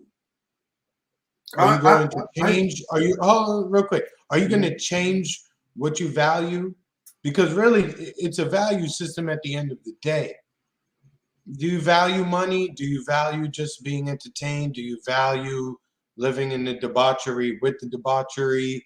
Do you like having to talk to, well, see, I don't know how many people have kids, but I've had to have conversations with my sons about sex and sexual acts and things like this at like 10 years old. I didn't want to, right? But the world we live in, the access to the internet, and you can try to shield off yours as much as you want. If you're putting them into the world, they're going to be dealing with people whose children have no restrictions. So they're going to be shown things. So you have to think ahead. You got to think for them, right? Like, at what point do we check out of that? Like in larger numbers than just like 1 out of 10 or 1 out of 20. You know what I'm saying? This is the only way you're going to do it. You're not going to you're not going to pick up guns and arms and shoot your way out of this. There's no. Well, and I don't believe you're gonna out excellence yourself out of it either. Correct. I mean, because we got to keep in mind, yes, you can choose a different path, but even at my job, we've talked about this before, that if we probably went in and did an audit on the pay scale, you would probably ease. And this is all people who are working in a legitimate field, a job which for some people can be very lucrative. Not myself, but you would probably easily see at least a $10 pay gap just on racial lines.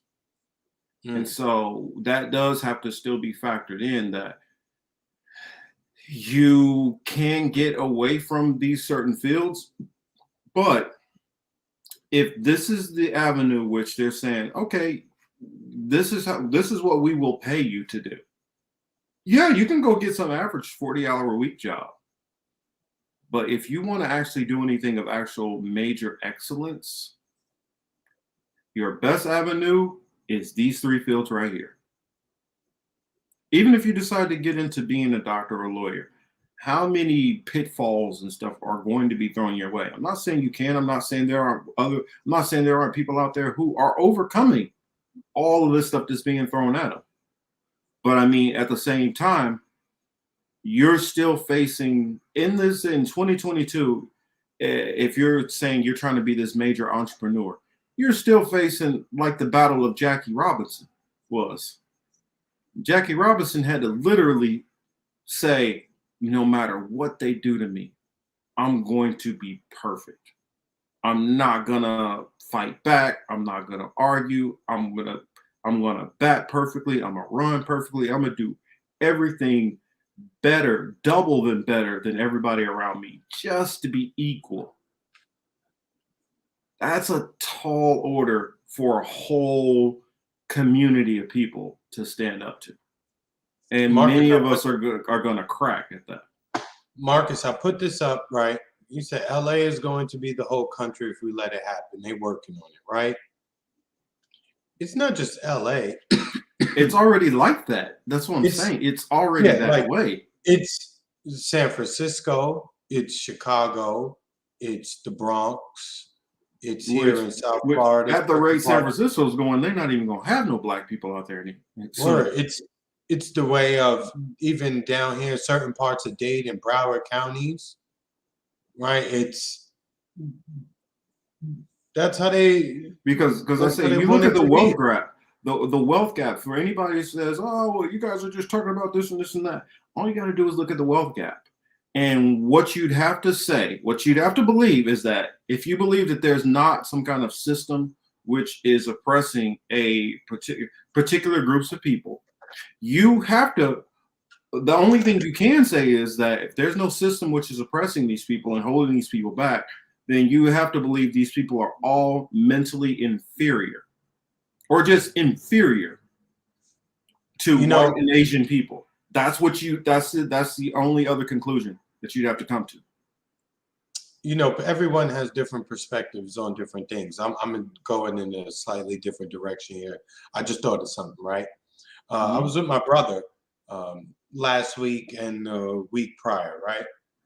And he has 5 children, right? So he has 3 older ones and he has 2 babies, right?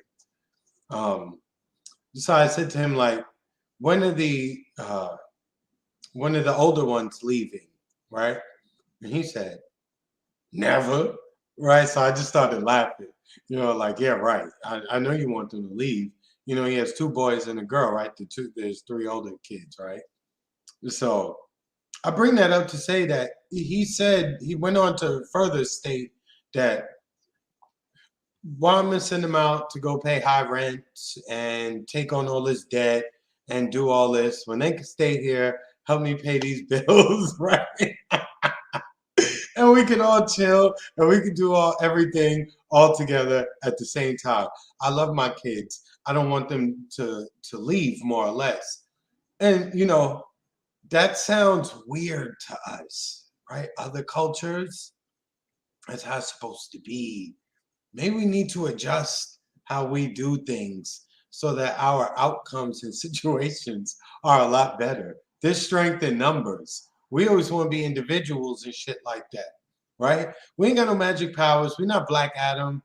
We're not like fucking Captain Marvel or none of these fucking people. You know what I'm saying? Our strength comes from the love and the family and, you know, that unit. That's what we most stronger at. Providing and protecting like that. All of us, not just men providing, protecting women too, right? This ain't to cut nobody out. That's what we need to get to. That's how we get away from this negativity and this just sense of like just doom. You know what I mean?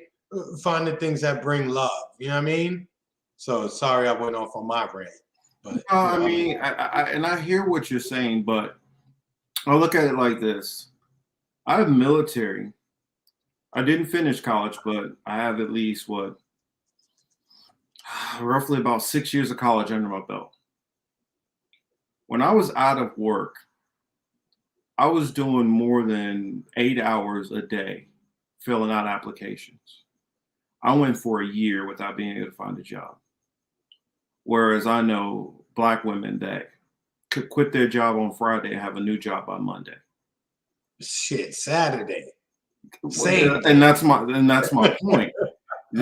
Even some of us who have plenty of job skills that should be able to find something that would be an asset to another career quickly are not always going to get these opportunities. And as long as there are other people who control all the gateways, it's always going to be that battle. Because like, I remember I talked to somebody and he was like, well, I'm not racist. I wouldn't do you like that. But it doesn't have to be you. If let's say, for instance, if the power structure, the racial power structure has been going on in this country for God knows how long, and even if 20% of white people maintain to keep it the way it is, that's still more than the whole entire Black population. So even if 80% of white people are like, I'm not fighting to keep this up, that 20% is still more impactful on the system unless the 80% of white people literally go and stop the white people from being that way. And the cronyism and the what is it with Joe Biden and his son? I'm trying to think, the nepotism and all those things like that. As long as there's so many things going against. Look, the people who set up a charity to steal from it are complaining that the president's crackhead son has crooked deals with people in Ukraine. I mean, you cannot make this shit up. And then you actually have people online arguing, saying like, oh, Hunter Biden and Joe, there's something there. And ignoring the fact that you literally set up a charity to steal money from. And I mean, I know this is cliche to say. That's what I'm saying, sir. I know it's cliche to say, but let him have been Black when that happened, and you know what would have happened. That is not our business. We should get to minding our own business, doing our own thing. Well, I mean, if you look at most of the podcasts, I mean, it seems like we are. Most of our people only care about. That's why this is on hip hop news. They only care about hip hop, sports, things like that. And that's part of the problem, that they're not engaged in any issues that are going on outside of these parameters. Also, why independent media barely has any faces that look like ours who are talking about anything. Oh, yeah. I mean, this is all due to a system that is set up. It's a design. So that's what I'm saying. If you can't physically fight your way out of this, because I mean, on some level you do, there is a physical aspect to battle against this shit, right? But a lot of it is like, a lot of it is emotional and psychological. You know, on an individual level, but I'm talking about as a community as a whole. Yeah, there's no way to close the wealth gap. Oh, no. That's what I'm saying. We're never gonna close the wealth gap. You got to change your values. Yeah, that's If we what I'm continue to saying. value, Individually, yes, one or two of us no, here and as there a could do group, something. I'm saying if we continue to value the same things that these other groups value, and you know that all these obstacles have been set up for you not to get to that, we have to adjust what we put in, what we say is important. You understand what I'm saying? Like, we have to get away from that. Buying Gucci sandals and not having enough to pay your electric bill is kind of crazy. But I don't believe that that's something that is reflective of the community as a whole. I feel like that still. Denver asks, does that reflect the dead internet as suggested by dead internet theory? The algorithms literally push things a certain way. I watch people who I'll check out some of their content and they're not talking about shit.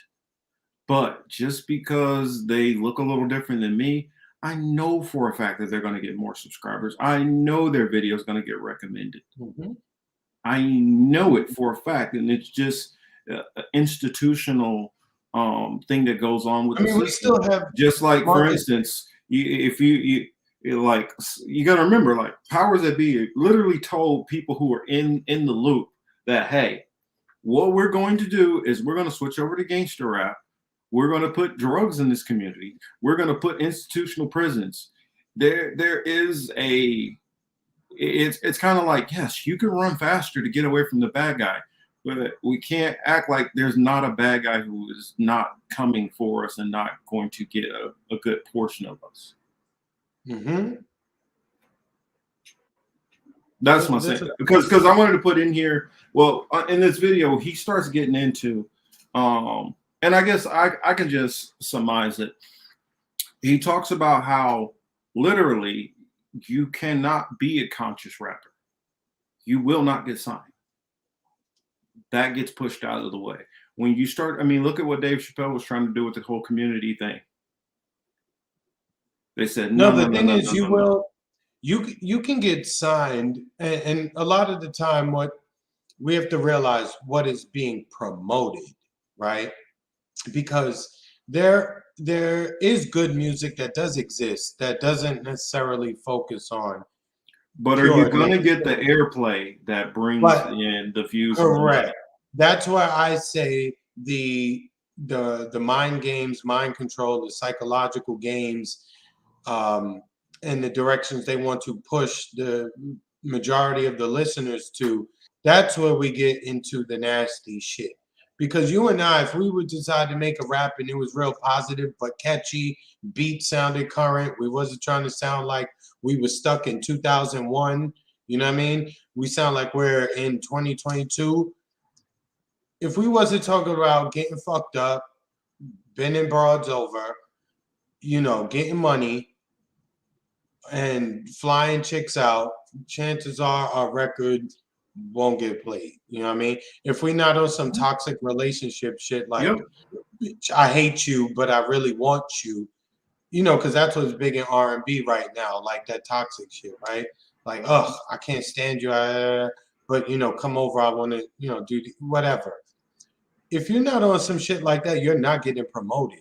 But they will sign you. They'll give you a few dollars, but they're not going to make sure that's what people hear 99.9% of the time. All right, here, let's get into a little bit more of the video.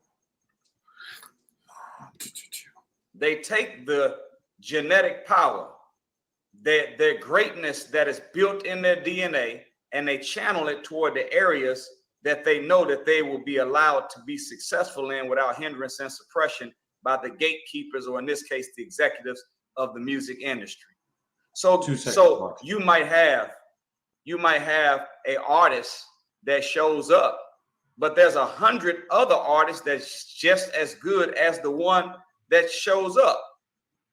But who does the executive pick? They don't pick the conscious version of, they don't pick the revolutionary artist. They don't pick the one that has social commentary that will reshape the way people think. They pick the one that is going to promote the disrespect, degradation, and destruction of black people. And they say, here, you come in, we'll give you the deal and put millions behind you and make you popular. So reality is this: music, or the artists that are rapping, they are reflecting and representing what goes on in the hood. But hell, I don't need you to use your gift, skill, or talent and your poetic wordplay to show me all the negatives that I've been looking at all my whole life. No, when you get a gift like that from God, there's no school you can go to learn how to put wordplay together like Lil Wayne or Drake or Jay-Z. You can't, there ain't no school that can teach you that. God gave them that. And he didn't give them this skill set for them to reflect reality. He gave them the skill set that they could use that power to change the reality that we live in.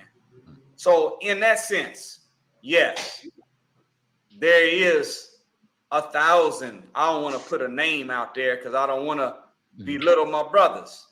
But whoever's the best artist that is the negative artist that's at the top of the game right now, there's another 1,000 of them just like him, but some of them have commentary that would resurrect and redeem our people. They don't give them the deals. They only give the one the deal that's going to promote the foolishness. Did you know, Brother Oh God, that shout out to Indie Media out there. What's up, Indy? The song,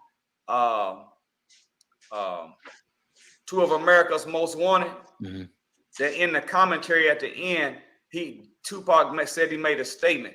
He said, after we get finished with these black bees, we can go after these Jewish hoes. Do you know they made him edit that out? Wow. Not surprised. They told him you can say black bees, but you can't say Jewish hoes.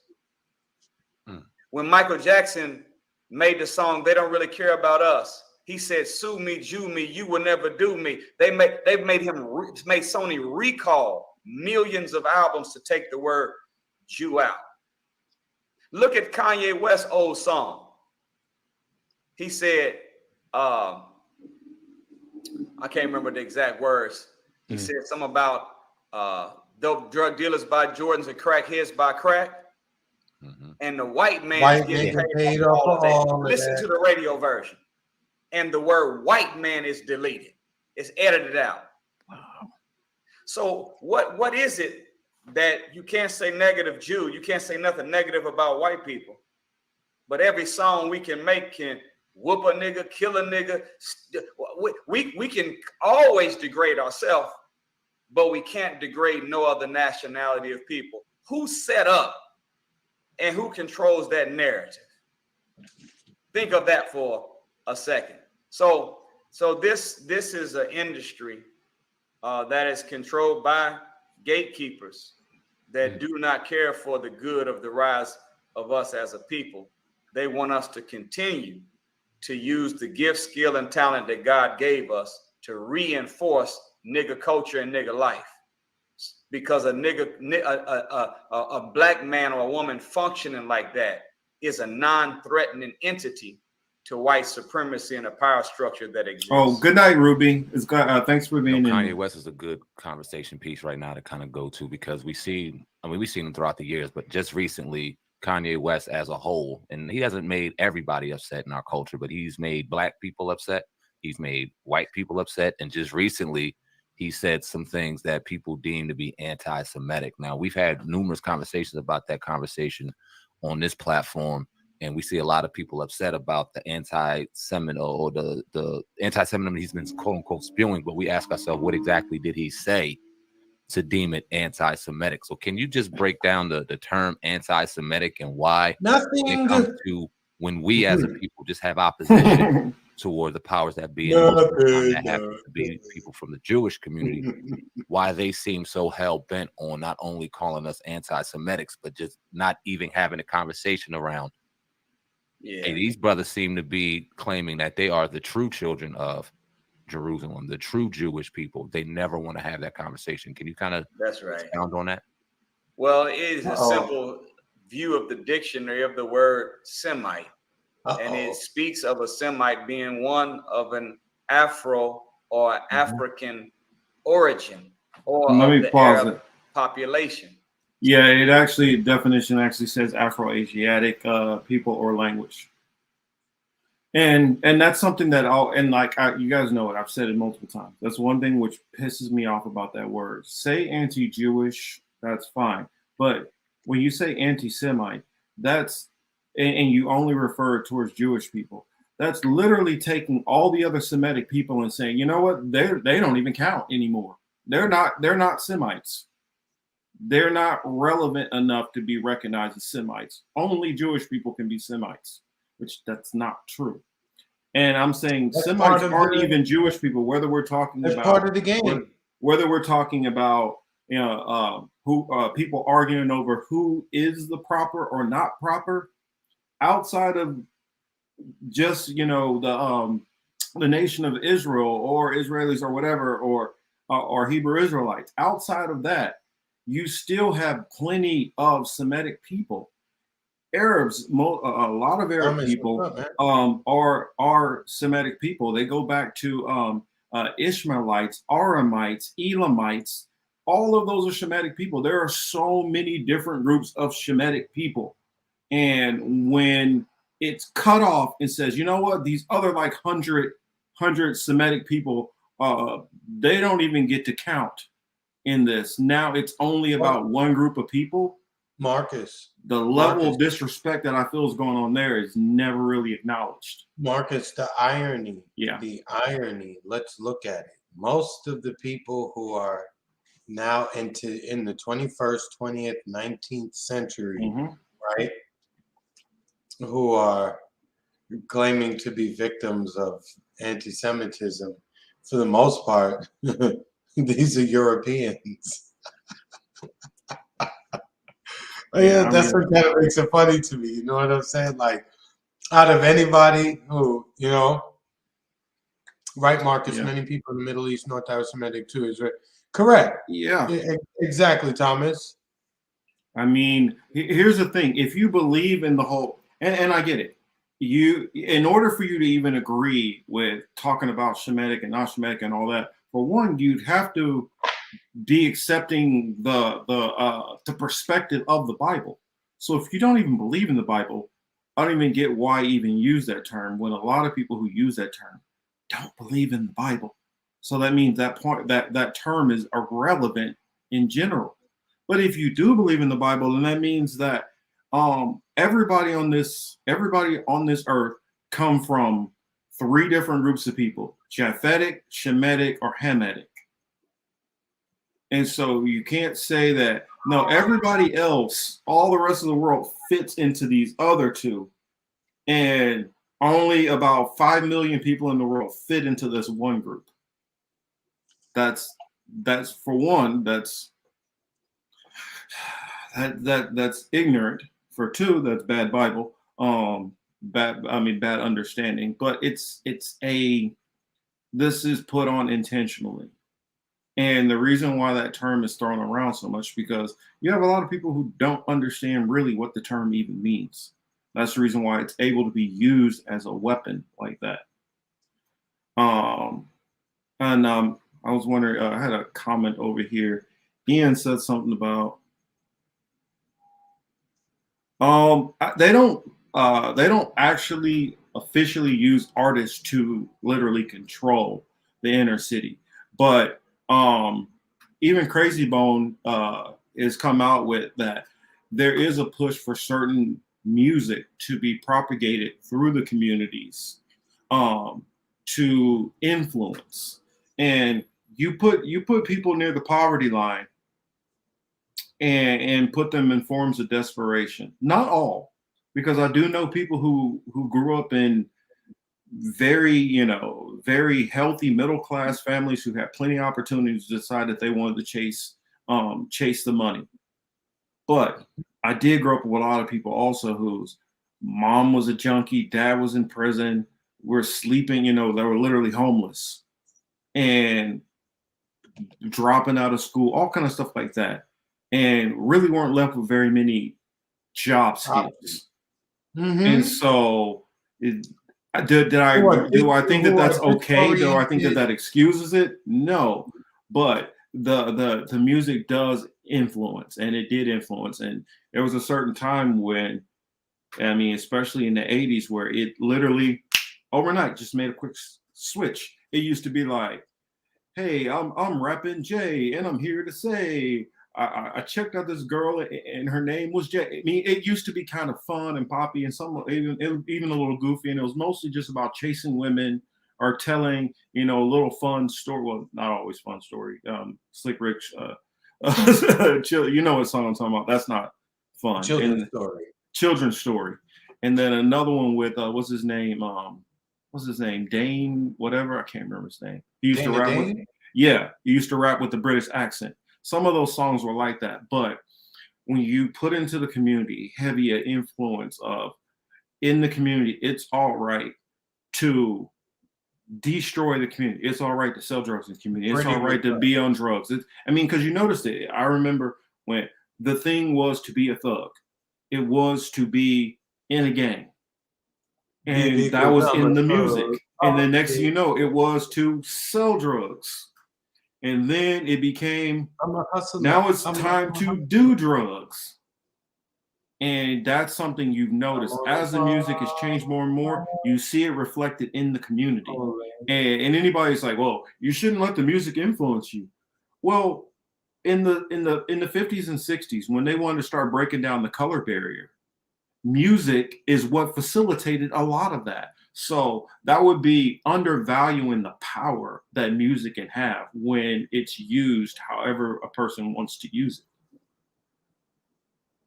But sorry, you were saying something, Chris? No. Have you ever I know I know you guys don't have kids, right? And not all of you are on, but there's a song by Little Yachty. Here, take it for a minute. I need to use the little children's room. Yeah. Go ahead, do your thing. I don't know if you guys ever heard that song, "Walk to Poland." Anyway, it's a new popular song out by Lil Yachty, and it's about drugs. And you know, you may not catch the reference, but your kids do, your nephews do, everybody does. You gotta stay vigilant with all this shit. I'm thankful I've always been into the music, and yet I've never let it influence me, besides maybe my fashion choices. But in terms of like my behavior, actions, and shit like that, I knew better. I knew what would happen if I was going to try to get into the drug game. I knew what was going to happen if I decided to hang with these dudes who like to do certain things after hours. You know what I'm saying? So the issue is not so much the people who with guidance. The problem is the effect that it has on the people who don't have guidance. You know what I mean? That's what we have to be concerned about. You know, I wish I could hit play on the rest of this video, but I can't because Marcus is the one who. I'm almost back. No, you good, son? No worries. I wanted to add in something there, and that's part of what helped me stay away from this stuff too. In the neighborhoods I grew up in, you know, it was no different. You had gang culture, and if all your friends are doing it, kids are influential. You know, if you got a bunch of friends and they're all hanging out at a certain place, you want to hang out at that certain place. And like in KC, we used to have this place called Fun Factory. Everybody used to like to hang out at the Fun Factory. Well, we would hang out at the Fun Factory. Gangs start hanging out at the Fun Factory too. The next thing you know, other gangs are shooting it up. Then you have one friend who dies. And then next thing you know, you want to get involved and shoot that friend up also. And then that's one way that they start getting you into it. I was just fortunate that a lot of people, my family happened to know a whole lot of people, and they would literally be like, nah, you not hanging out here. Get your ass out of here. Go home. Your mom would fucking kill me if she knew you were out here. And so I was always able to have people who looked out for me to keep me out of said trouble. But at the same time, I was going home. You know how many of my friends were staying there? Plenty of them. And see, in my hood, ended up going down those roads. in my hood, literally, they would tell me and my brother, like before shit would go down, they would tell me and my brother, like, yo, y'all two need to get out of here. You know what I'm saying? Because the last thing we want is your pops coming out here after us. They about to get in some violent shit. They're about to do some shit that may not be whatever, right? Mm-hmm. And they telling us to go home because they don't want to deal with my father. You understand? They ain't say like the police. My pops ain't no cop. You understand? But that's the effect it has. If more people had that, you understand? Like maybe probably less of us would be incarcerated. Mm-hmm. And I mean, me, it was plenty of times where it wasn't people around I didn't get a warning that stuff was about to go down, but I don't know. I feel like it was angels that was always around watching, because I would get up and leave stuff, and right when I would leave, that's when all the crazy shit would happen. Almost like somebody was like, "Hey, in about 5 minutes, the cops are about to come here and raid it and take everybody to jail. It's time for you to leave." I mean, it's like I was literally getting tapped on the shoulder, and and that's what saved me from a lot of stuff. I mean, I don't talk about this often, but before I graduated high school, I was a pallbearer. Over, I think it was 12 times I was a pallbearer before I graduated high school to classmates which died from gun violence. I mean, and so it's easy to get roped into that lifestyle. I mean, or just get locked up and with the wrong people catch a charge, and now your life is going a whole different pathway. So yeah, that's. I mean, now we'll get back into it. Mm-hmm. No, I'm reading Thomas's comment. I used to hear that on the res too. Friends will warn me, you might want to get the fuck out. She's gonna go down. Exactly. You know what's funny though? Even within the negativity of street life, you know what I'm saying? There is some positivity there. There be some guys who really do care. Like, yo, you get out of here.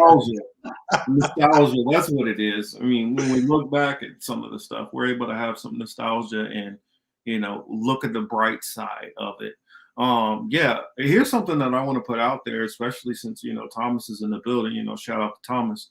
A lot of people don't know this. They would think, well, which community has the highest per capita in the prisons? Not the Black community, not the Latino community. It's the Native American community. They're the ones who have been affected even more so from profiling from police officers and unfair sentencing and all kind of things like that. Yeah. I just want to put that out there. A lot of people don't, because they might not be in an area where there's res around them, and they might not have been to one, or they might not know friends who live on the reservations. Y'all don't understand what life is like sometimes for some people who live on the reservations or live near them, and that they deal with the same kind of racial profiling, the same kind of crime problems, and some of this stuff, still the same stuff which affects the Black and brown communities. It affects the reservations also. Look, you know what? Before they perfected their policing on the Africans, they were doing the people who lived here from whatever their nation or tribe was. You can name many names, right? And they're probably still not all of them, but well, you can't even name a lot of them because they genocided them out of existence. Many of them. Correct. So with that being said, the things they did to those people, that's what I'm saying. Like the people in charge here, they erased one, enslaved another. There is no compromising with them. If you aren't looking to wage just forever war against them, you just have to find a way out of their system. That's it. Quietly and on your own with your own people. There's no other way. It's either you're going to like kamikaze their ass, or you're just going to find a way to get the fuck out. That's it. Well, if I didn't, I'll just leave it at that and get to the video. You know, I got my views, y'all know. Look, we know. all I'm saying is like Denver was saying earlier. I don't endorse. Y'all better keep paying attention to, you know, the whole nuclear issues and China, Russia, Ukraine, Taiwan, Iran. Keep a view on all of these nations. Marcus, and don't think that well, this stuff is always happening, man. Don't let yourself fall into that trap. But Marcus, at some point, right? I know you're a believer, right? At some point, they have used that book to prey on people. I don't say that they prey on people every day with that book. That's what I'm saying. I don't dispute that. I mean, right? I mean, think about it. There's prosperity pastors on every single corner. I mean, churches on every single corner, which are literally taking people's money every day. That's not what I'm saying.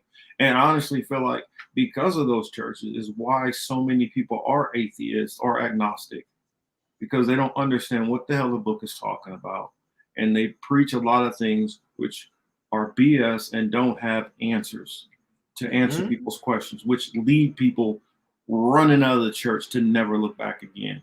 And it's not the book that's the problem. It's the people and how they're using. Just like we say, you can use a hammer to build a house, or you can use a hammer to kill people. Correct. It's all how you use that tool. Correct. That's what I'm saying. The inanimate object is not positive or negative. It's well, it's just like the music thing. Music is not positive or negative. It's how you use it. Correct. But you can construct things like a pistol. Well, not really. I don't even want to use that because it could be useful. Because look, if there's a lion coming at me or there's a pit bull coming at me and I'm scared, I got the hammer. Sorry, cool Joe, you gotta go. You gotta sit down. You know what I mean? Self-defense is another thing, though. Yeah. That's what I'm saying. So I can't. You know, again, I'll just go back to the prior comment. Inanimate objects. Yeah, we'll just leave it at inanimate neither objects. Good nor bad, right? They just depend on the user. And Exactly. you know, that's really it. All right, yeah, I'm playing a little bit because he and like Hamza said in here, Nuri has some, you know, solid things that he says. Of course, I don't agree with NOI on all theology. There's some issues that I disagree, but look, we all have our disagreements. Real But quick. yeah, as far as Marcus. his commentary on the culture and the music and stuff, this brother is sharp.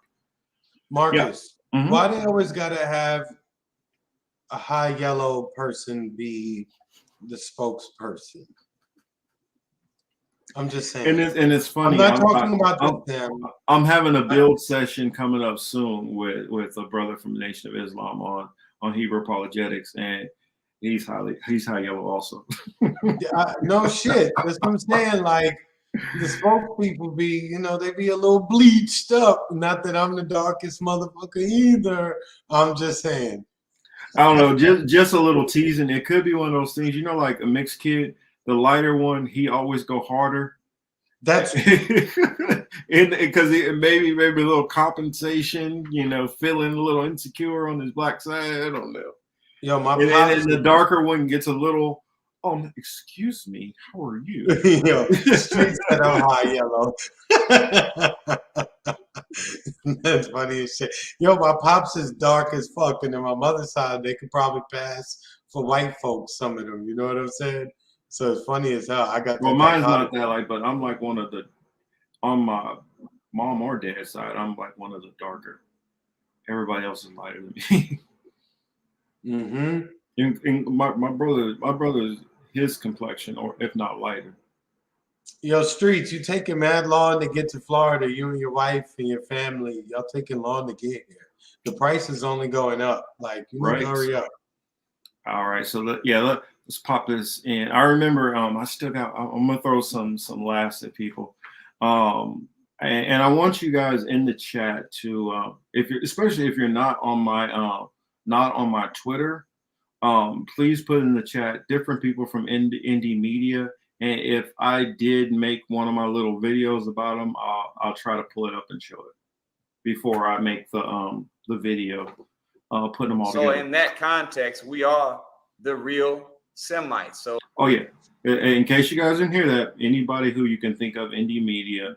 I already showed Steve earlier. I showed Warren for those who didn't catch it, but I got a couple other ones in there.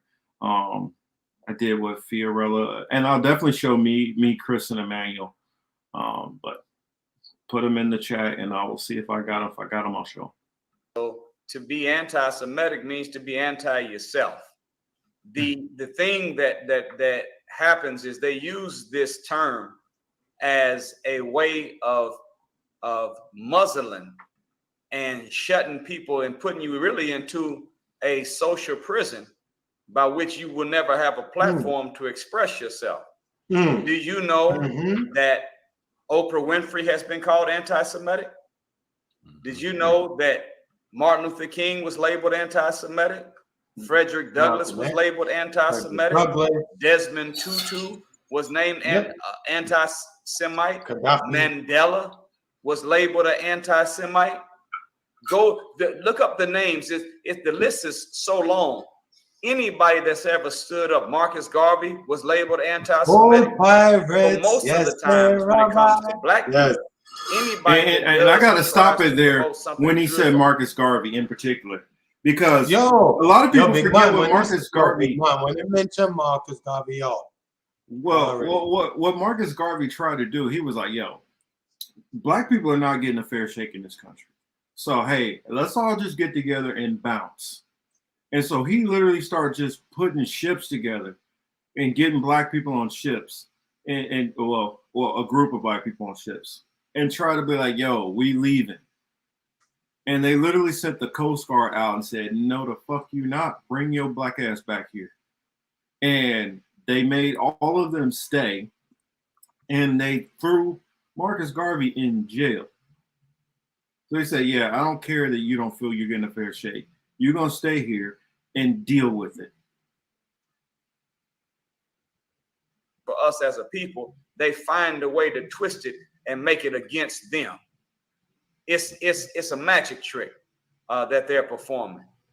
One of the things that should be looked at is when Kanye West made the statement and he said, "I think that I'm going DEFCON 3 or something." So look up what DEFCON 3 stands for.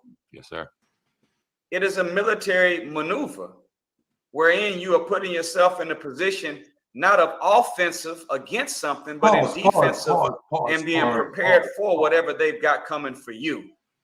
So there's a lot. Yes, sir. Marcus, we said that. We said that on our show, but play now. That's it. Yeah, we said it before. And I noticed right after we said it, I started noticing it everywhere.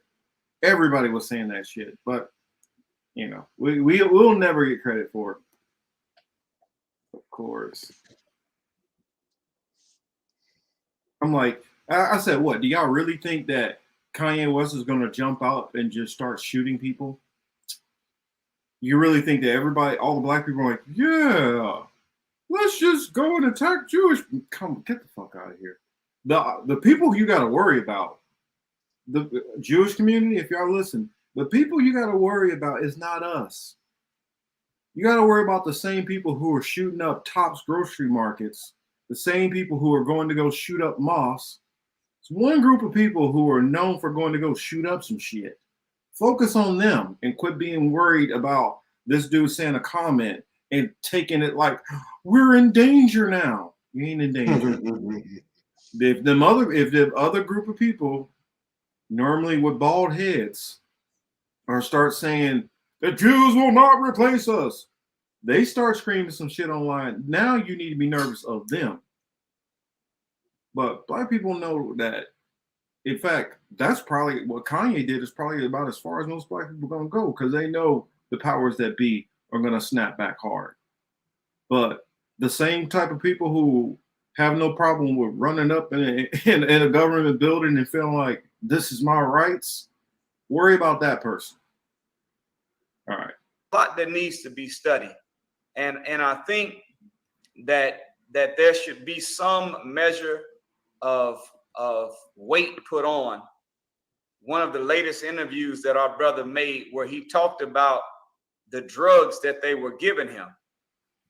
He said that the drugs that they were giving him and the drugs that they give in the form of a psychoanalyst. Oh, I gotta stop it consider there. you to Hold be on. bipolar, Hold schizophrenic, or have any mental illness, the first thing they want to do is drug. I gotta hold it there. No, she didn't. Wow, Stevie. Wow. She said, watch out for Vanilla Isis. Beware of Al Qaeda. Exactly. That's who you gotta worry about. We ain't doing shit. We're not the one out there fucking starting communes and carrying guns and saying we're gonna fight back against the ATF. That ain't us. We're not the ones that blew up buildings in Oklahoma City. I mean, we're not the ones who say, you know, we're gonna get a group of women to go run up in actors' houses and start trying to stab them and shit like that. So, you know, that's a whole nother issue. Thomas says, I think Kanye is ignorant and mentally ill. White liberals, however, and some Jews are acting like Kanye and some blacks have declared. Exactly. We didn't declare no anti-Semite war. There's one dude who said something. He doesn't, I mean, look at it. What black person can you name that has control over the black community that could say anything and get the whole black community to do anything? I mean, our leaders have all been assassinated off. The Black Panthers were all killed off. I mean, the civil rights leader, the Martin Luther Kings, the Medgar Evers, the Malcolm X's, all the people who we did listen to are all gone. This is probably the most fractured and weakest our community has been in. The least power, least money that we've had as a whole. Well, that's not quite true. Marcus. But the people who got the money, they not coming back. It's not like Jay-Z about to go back to Marcy Projects and round up a group and throw money and build up the black billionaires don't even take care of the places they grew up from. Well, sorry, go ahead. Marcus, can you take that down for 37 seconds? Just keep it. Don't close out your tab. Just take it out. I want to share something for 37 seconds. That's it. Gotcha. Go ahead. They call leaders. This included Lena Horne. This included Dick Gregory. This included comedians, comics, trumpet players, baseball players. Show me in the white community where a comedian is a white leader. Show me in the white community where a singer is a white leader, or a dancer or a trumpet player is a white leader. These aren't leaders. These are puppets and clowns that have been set up over the white community and over the black community by the white community and have been made celebrities and usually say exactly what they know that the white man wants to hear. That was, you could put back the other one. Oh shit! Damn, did the echo come through? Yeah, you had the echo. But I think they got the gist of it. Did you guys get it? If not, let us know. Yeah, because sometimes when you play it, you have to mute yourself. Now you're on mute.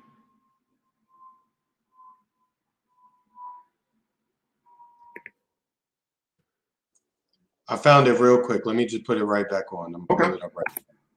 Bam. I'm moving quickly tonight. Bam. There we go. All right.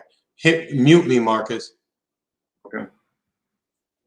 These leaders that they call leaders. This included Lena Horne. This included Dick Gregory. And this included comedians, comics, trumpet players, baseball players.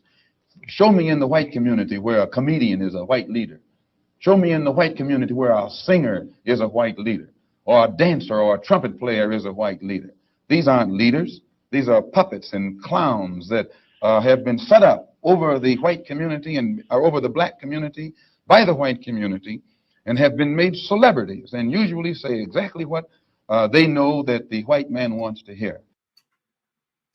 AKA Nori. Nori and Charlemagne and like somebody said, I think it was Street said up there, Al Sharpton, Jesse Jackson. The people we have now have all been bought out. And the thing about it is, you don't get to the top unless you are bought out, or unless you're going to do the will of certain people in charge. That's it. You can't. They will not look. It's their airway. They own the airwaves. They own it. Herschel Walker. Yo, Oh, he's definitely controlled. Yo, and every single look, Republicans who love to, like Candace Owens, who love to disparage black people from the right, saying that black folks who support the Democrats and Democratic politicians are slaves and, just, brainless, mindless, thoughtless idiots. On the right, the only black people that they can seem to put on a pedestal or push up or give support to are fucking idiots like Herschel Walker, Kane 999, and the rest of them. There's never anybody who is like actually like super intelligent that has command of the issues. They hype up Thomas Sowell, who is this economics guy. Biggest bootlicker. But they only listen to him, not about economics, but they only listen to him when he's super critical of the black community and black politicians and black entertainers. What he has to say regarding economics, they couldn't tell you any of his economic policies, but they can tell you that they dislike him being, that they do like him being critical of black folk. And every white person who I know of who loves to put out Thomas Sowell. I'm like, man, I know what you're trying to say. I already know I know your angle. If you start putting out Thomas Sowell, you've already told me how you lean on plenty of things. That you're somebody who wants to basically minimize slavery and the racism and structural racism and say that it basically had no effect on anything. All right. Oh, here goes said apologizing to Rosenberg wasn't a super thug move. For real. Yeah, I saw that. Yeah, no super thug in there acting like such a bitch. Or Jesse Lee Peters, he has the perfect phrase for it. Would you like to say it or should I? No, say it. Beta male.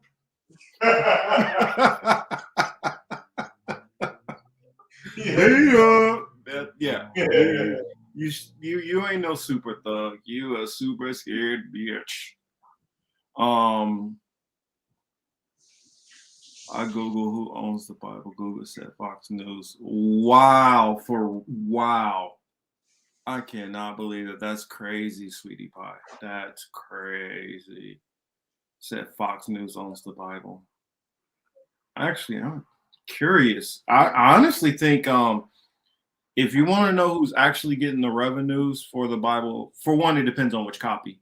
But I would say that any of the King James and 1611s, most of those proceeds, I would say, are either going to the British royal family or the Vatican. I would lean on the British royal family.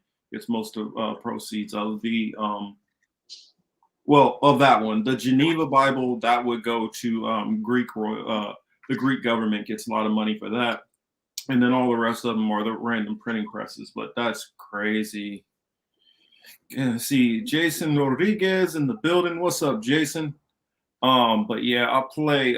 It's only a little bit more of that. Actually, I think you got what he's saying in the last part is he believes that Kanye, and this would make sense to what I say, why I say he sounds like he's all over the place. He starts talking about the pharmatropics, which a lot of these people actually, I should just go ahead and play it. Mr. Streets asked, do we think that would we be in a better position if Trump was still in office? In terms of finances, no, because under him, I need to look into that. The Fed printed $3 trillion. So in terms of finances, no, everything would be happening the way it would. Maybe there would be more deeper cuts to some social programs, and that would have people up in arms over that. But in terms of anything else, I mean, shit would just be going the way it is. I gotta do some deep. Dang, I can't. That's right. I can't search it on there. I gotta switch to my other search engine. But yeah, I'm gonna have to look that up, Jason. That's interesting. I hadn't heard that before. So I definitely want to look into it. It is, but it is weird how they're always in every single hotel room. It's always the same Bible. It is always a Gideon. That's weird. Have you noticed that, Chris? Mm-hmm. And it's I gotta find out which particular person owns this and start digging into that. Thank you for that, Jason. I gotta do some research on that because that's sketch. Very, very, very, very sketch. It wouldn't be surprised that the pedophiles and the people with the weird sex behaviors and I think have a tapped Bible in the room. I honestly, if I just had to if somebody had to put me on the spot and say, give me what you would guess. Remember, this is a guess. That the Gideon Bible, who's producing these, why they're in all these hotel rooms. I would say the FBI has something to do with it, going all the way back to probably J. Edgar Hoover. Of course, that would be my number one guess. You'd be stupid to say it wasn't. That's going by the logic that they are actually tapped. If they are tapped and they are being put in there, and it is from some kind of governmental industry, I would go with the FBI under J. Edgar Hoover. Contains that whole cover up additional theory focus on local news. Yeah, Denver and Ian are having a very interesting conversation. You guys got to check out the Rockfin site too. Man, always dropping some good stuff. I'm surprised we didn't have our friend Uma in the building tonight, but she's probably having better things to do tonight. Yeah, I'm gonna have to look in that. Jason says with foreign relations, I think they'd be maybe a little bit of a change. I don't know. Maybe I'm wrong about that. I mean, we can't rule these things out. We cannot rule these things out. Correct. No, well, some people actually use the drawers, Mr. Streets. I've had plenty of jobs where I've had to stay in hotels for a while, and I couldn't just leave all my stuff in the bags. Especially like when I worked in. Never mind. I don't want to bore you. But, I don't work. I'll play. I ain't got no job. Well, I've just had jobs where I've had to travel and work in other cities. When I was working armored truck. Yeah, when I was working in an armored truck, I was a trainer on security tactics. So I would teach security to the other branches. Brother, he said that he believes that they were given the drug they gave him and are given to us is designed to murder the creativity that exists in the mind. The drug that they gave him caused him to blow up and become overweight in a matter of weeks, he said, which means, in his words, that they were trying to kill me. So there's a lot that needs to be looked into deeper than the effects we see from Kanye West. I think there needs to be a deeper analysis of some of the things that might be causing what people condemn as an effect. And instead of attacking the effect, let's attack the causes. Of course, you've seen him in the shirt, White Lives Matter. And then we'll leave it here because then he starts going into the George Floyd stuff, which we've all kind of hit on some of that commentary. But the gist of what I wanted to get across, we already got across. That's mostly what we have.